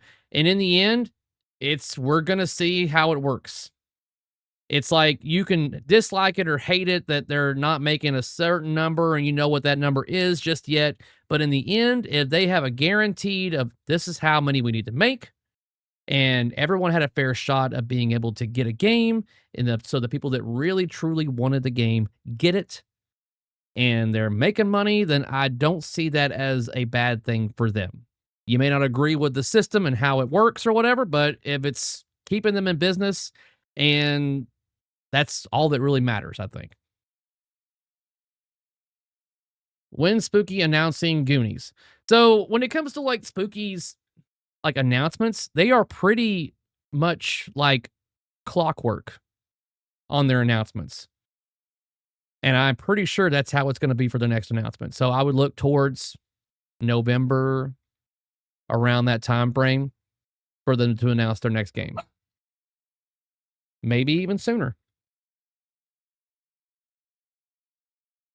We tried listening to DCC and just didn't click for us. I see where it could for others. What is DCC? What am I missing on that? Oh, Dungeon Crawler Carl. Okay. Actually, Eggman is nickname. His legal name is Stefan. Barrels of Fun Reserve pissing off collectors. Though personally, I don't care. Max, make pinballs for players, not investors. And see, this is like, I was talking with like David. This is not nothing that I can hide. And I told him, I was like, dude, do what you believe is best for your company to stay in business or to like satisfy. And that's the thing. Talking with David, and I'm not going to tell you everything we talked about, but I don't think he'll have a problem with me telling you this. He wants to make great games, and he wants people that want his games to have one. That is it. I mean, and that's pretty much his primary goal here. Like, if you want a Barrels of Fun game, he would like you to have the option to buy one. And for me, I don't care how many freaking Beetlejuice games they made. Like, oh, they only made 999 plus the show games. I don't care. What matters to me is if the game is good. I don't care how many you made. Now, if you were like really care about the value and like only so many, I care about this game because they only made 300 or they only made 525, then chances are Barrels of Fun may not be the manufacturer for you, kind of thing. But if you enjoy their games, the quality of their build, and you just like what they're doing, and you want a guaranteed like option to get their game, then yeah, the reserve program is for you. And I don't think I'm going to give too much away here, but I've already seen what they have in store for the reserve members. And like, just I don't think I've announced this yet either. I signed up for the reserve program, just so you know. Now, maybe getting a little bit of inside information about what's like coming to the reserve members might have helped.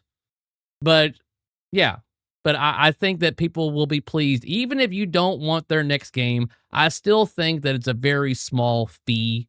Like, what, $6 a month, basically. We spend more on that than we do on junk food or a coffee a day or whatever and stuff. But I think what they've got in the works for the Reserve Club members, I think is going to be like, okay, that's pretty cool kind of thing. Don't lie, you care about value. We know from your Stern Ellie experience. Like, yeah, I mean, yeah, I care about value to an extent. And the main reason why I even got the Kong LE is because I felt that was going to be my best option to make at least like to break even. Because my original plan was with Kong, in case you forgot, is to have the game for a couple of months or whatever to do some content on it, move it out, get a new game. That was the entire plan. I was never planning to keep Kong, ever. And so people think that I sold it on the mere fact that it was a bad game. Like, no, it wasn't a bad game. The game was fine. It shot great. I think Kong's a good game. I just do not think the LE is worth it at all. And it's like, yeah, did I lose money on the Kong? Yes. But I also gained more in the end, and that will be revealed on the channel coming up hopefully very soon. I steal my copy. I signed up to support. I'm like, yeah, a lot of people signed up just on mere support. And that's pretty much what I did. I don't know if they're going to make a game that I appreciate and want to buy. I do not know. I hope they do eventually. That'd be great. I would love to have a Burls game. I wouldn't mind having a Dune, honestly. I really enjoyed Dune. I don't want to see Stern fail either. I have a bunch of their games still, but their quality has dropped the last handful of games for sure. It's like, see, it's little comments like these where I see them on social media. I see them on Pinside. It's becoming more and more prevalent. People are starting to open their eyes. And you're going to get the people that are hardcore fans that are obviously on Pinside, that are part of the Stern Army. And that's fine. You have a passion. You support the company. You do you. But I just can't see how you can just stand behind somebody that's obviously not doing some things like other manufacturers are doing that the clientele is appreciating, kind of thing. Like I said, I'm not putting Stern down. I just see them as somebody that has so much potential. They could do so much more, but they choose to do this much because that's enough for people to keep on paying up.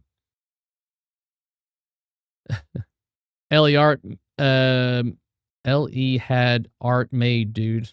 I don't know if you're talking to somebody there. You are not an LE buyer. Yeah, I'm typically not a Stern at least. Not a Stern LE buyer, and I will never recommend somebody buy a Stern LE. But you can buy it all you want to. I'm just personally not going to recommend you do. If you buy one, you love it, good. Because that's all that freaking matters in the end is if you're happy.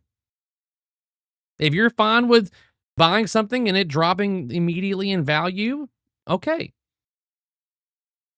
But like I said, value is not everything. In the end, if the game is great and you want to hold on to it, then you're not losing money. That's what matters. I think above anything, just make a great game. If I bought Sonic for like $15K and then like next year it's down to like $9K, like that will suck. But if the game is still great and I enjoy it, then I'm not losing money. I'm still enjoying what I put into it, kind of thing. It's if the game sucks and it loses value, that's what blows. Art Blades on Kong LE, LOL. If you're an LE buyer just to make money on it, then you deserve to lose money. Oh my God. And that's the thing. A lot of people just want something that not a lot of other people have. It's that, exclusivity thing that some people cater, like that kind of are drawn to and they want. And some people buy every LE. I have plenty of Patreon members that's what they do. They buy every LE, and that's if they got the money and they're a collector and that's what they want, and they're happy. Okay, cool. Me, on the other hand, like I want a good game, and I'm willing to look past a lot of other failures if the game itself is good. Does the cabinet sparkle look better in real life? I feel like it looks, yeah, you're not going to get the full effect of sparkle on Sonic on video. You're just not. But I remember like walking around it going, that's a lot of sparkle, guys. Yeah, companies require creating value at all price tiers. Some have failed. Yeah. And it's got to be a difficult task to do to be able to create something and find that medium of satisfying as many people as you possibly can. A lot of pinball is educated guesswork. And that's what David at Barrels of Fun is trying to do, is trying to eliminate some guesswork. And that guesswork is, how many parts should I order? I mean, kind of thing, how many games should I make? I don't know how many of their next game they're going to announce, but I mean, I would assume that it's going to be less than 1,000. I'm not a mod guy. It has everything already installed. For me, when it comes to mods, it's my favorite kind of mods are the ones that don't look like mods. It's the kind of that you look at and you don't really recognize it as being a mod. You're like, oh, cool. That's how the game should look. And not every mod is like that. I mean, but I plan on I've got stuff in the mail. I got a shipping notification today. I've got stuff coming in for Harry Potter. And eventually I'm going to show off everything that I've got for Harry Potter.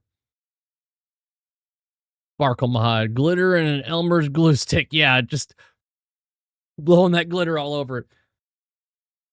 100% Stern could give home runs every time with their titles, but why put in more than the bare minimum when people don't speak up with their wallets and pass when they drop the ball?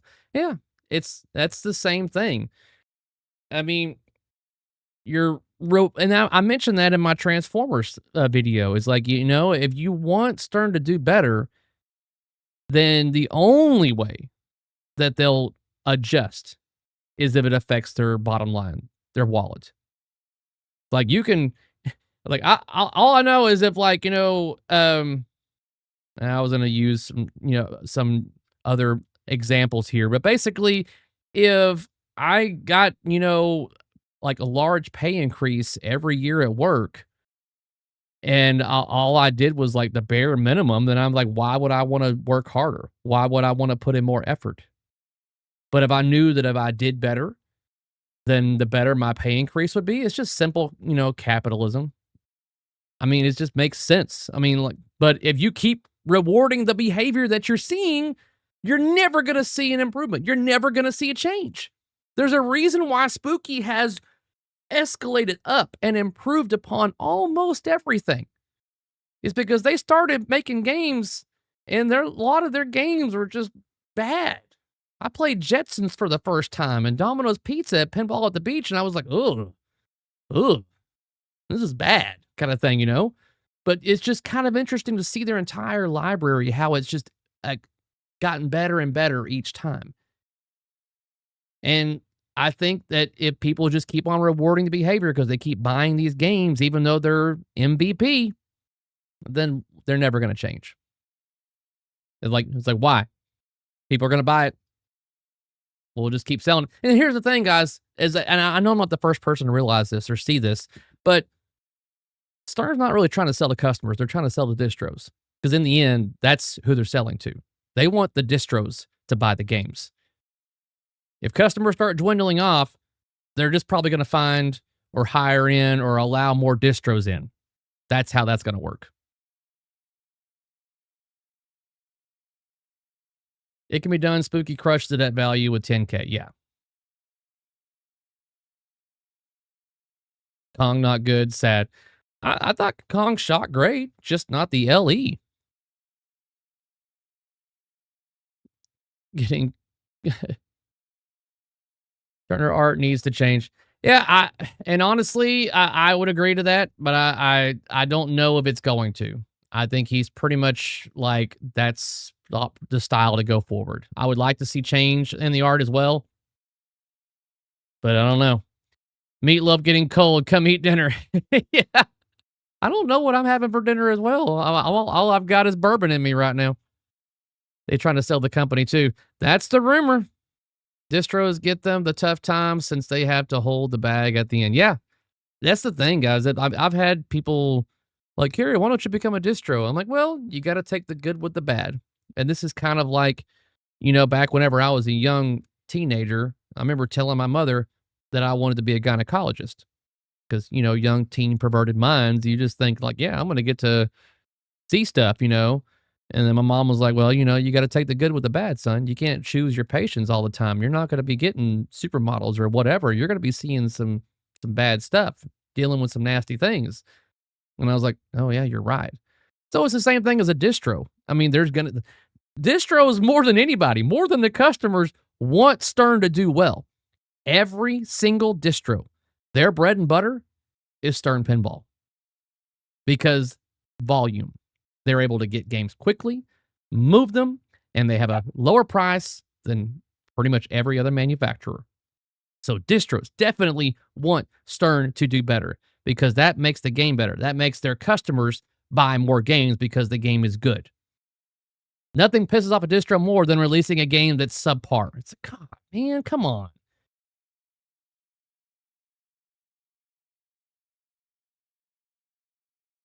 Let's see here. Stern knows they are top dogs, so they do cut corners that could relieve all the hate.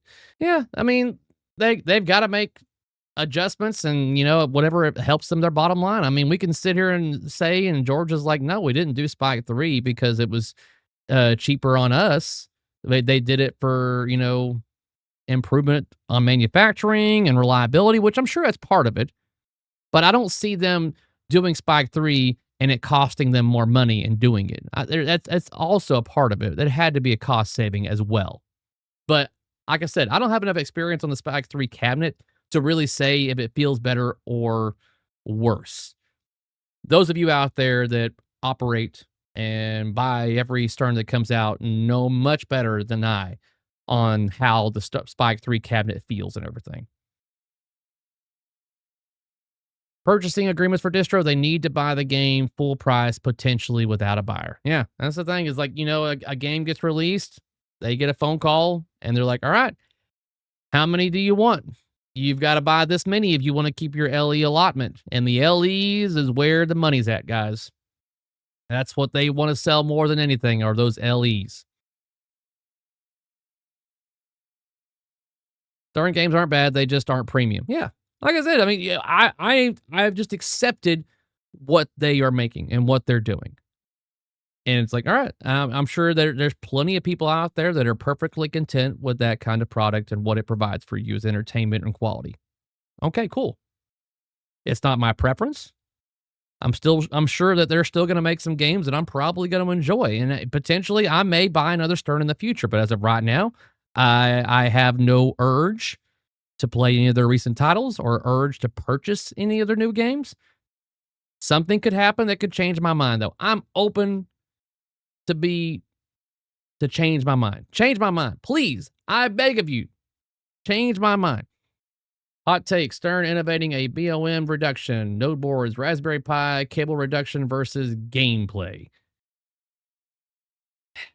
Man, I can't imagine the type of all the work involved, guys. It's like, and to run a company, a business of that size, knowing what I know about just the smaller manufacturers and what their output is and what their costs are, where the money's going, all the work involved to do it on that scale, and then to take it to the scale that Stern operates on, it's insane. That's why I give them kudos on a lot of things, on what they're able to do and what they're doing. But there's just like a lot of stuff that I just wish, and I know that they could do better on. The Stern games are great at $1 a play. Where is Lord of the Rings remake? I don't know, man. I know that George would love to do it, but I think the licensing and everything would be probably beyond their reach.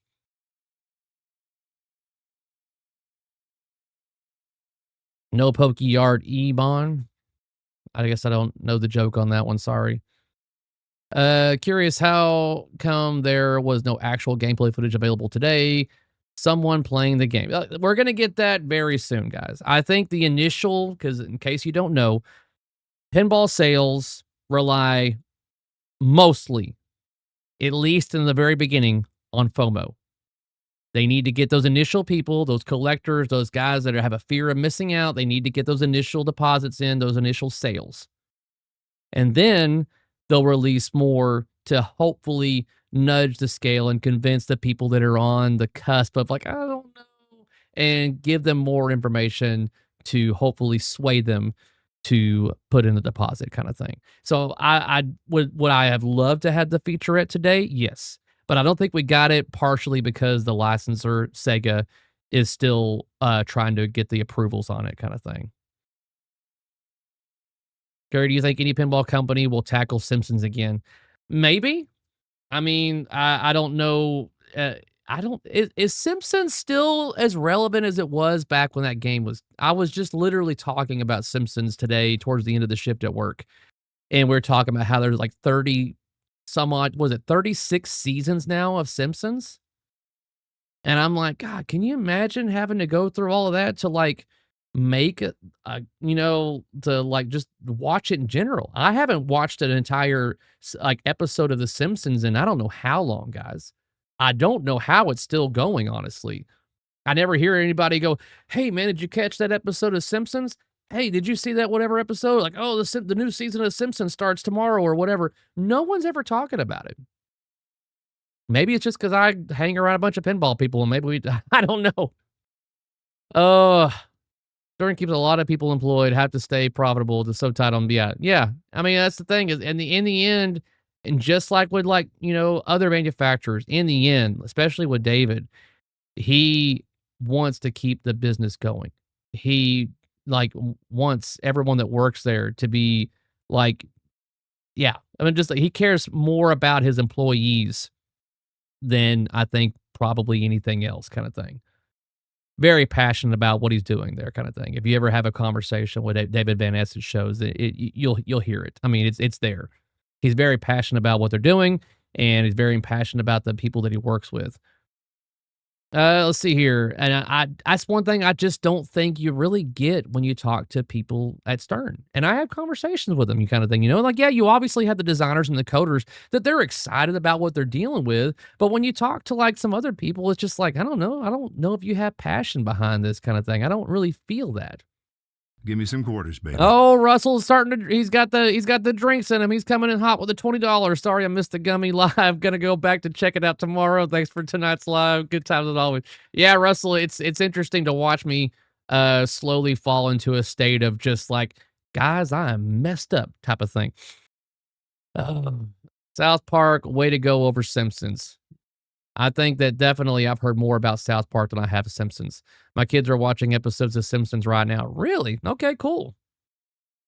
The pinball industry needs Stern. We are all in the same boat. Yeah, and like I said earlier, every manufacturer wants Stern to succeed. Stern succeeds, everybody else succeeds. You would be surprised. You would think that I could sit here and go, guys, if you heard the stories that I've heard from this manufacturer talking about this manufacturer, oh man.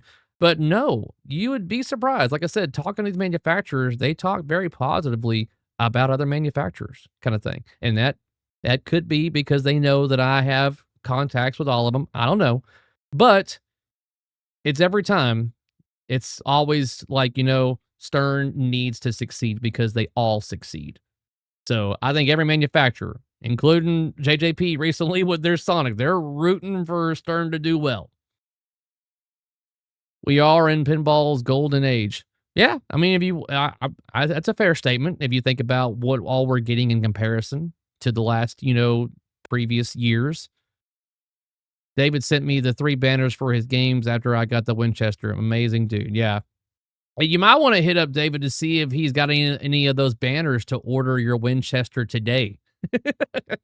He's probably got a lot of those Winchester banners about ordering your game now or whatever, but he didn't even need to put them up because the game sold out so fucking quick.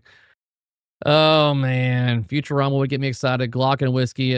Oh, yeah. So, where is it? Oh, right here. So, yeah, this is another 3D print that I guess I didn't mention. Trigger warning, literally. Let me split it in half just so...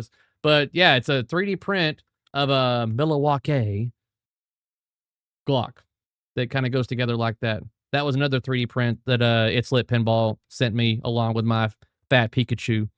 I was like, well, that's pretty damn cool. Spooky can make more TNA or Rick and Morty's any day now. Denise games are the best. You would piss off so many people if you made Rick and Morty and TNA again. Because one of the reasons why those games sold as well as they have and they're holding as value as much as they have is because no more will ever be made. When Spooky says they're not making any more of a particular title, they mean it. The Jack interview when he told Gary about JJP was wild to hear. I guess I don't know that interview or I'm not recalling what you're talking about, Ozzy. Stern one of these days would remake an anniversary edition or a gold edition. I guess gold edition means Spike 2 converted into Spike 3. I don't know about all this editions, anniversaries, remakes. It's crazy. Yeah, that's the thing is that you put lipstick on a pig. It's basically the same thing. They just kind of dress it up and make it fancier kind of thing. But, I mean, yeah. I got my wife back into pinball after we bought our first machine. Modern pin is amazing. We lucky. I'm kind of curious of, what people that are getting into the hobby now, like, what got them in? Like, did you go to a bar? Did you see an ad on Facebook? Do you have a friend that got you involved? I mean, it'd be kind of curious. I'd like to get stories from people on like what gave them the bug. Because you don't merely just go, yeah, I thought I would just get in, and it seemed like a cool thing to do. I was bored or whatever. It's like, no, something sparks something. And then eventually you get that bug, like we all know what it is. And it takes a hold of you. Except for the 100+ show games. Yeah. Rick and Morty would have licensing issues, sadly, because of the great game. Yeah. I mean, did you hear any of the Slash music while playing? I probably did, but I honestly didn't know it was Slash until after my visit. They didn't say, hey, just so you know, I felt like they were probably keeping a lot of the cards close to their chest because I honestly felt like they probably didn't fully trust me. And I don't hate them for that. I understand. Trust is earned. And if that's what I got to do is earn that, then so be it. So hopefully after this latest release and everything, maybe we're building something there. Who knows? It could be a one-off. They could say, yeah, we just wanted you for that one game. That's it. I'm like, okay. Yeah, bought 6 real pins a year later. Yeah. Oh, bought a V pin, not knowing real pins were still a thing. That's a common thing. It's like, I think it was even just today I was talking to a coworker. I was like, yeah, the Sonic pinball machine. And they're like, what? You all know the phrase. They still make those? Yeah, it's very common phrase that we all hear. It helps with today's ADHD phone addictions. Yeah. Like I've stated in my video, that's, what is it, 5 or 6 things that I love about pinball. And one of those was the fact that it was mechanical. It was analog. It's something to take us out of our digital age that we're currently living in, kind of thing. And that was one of my points on it.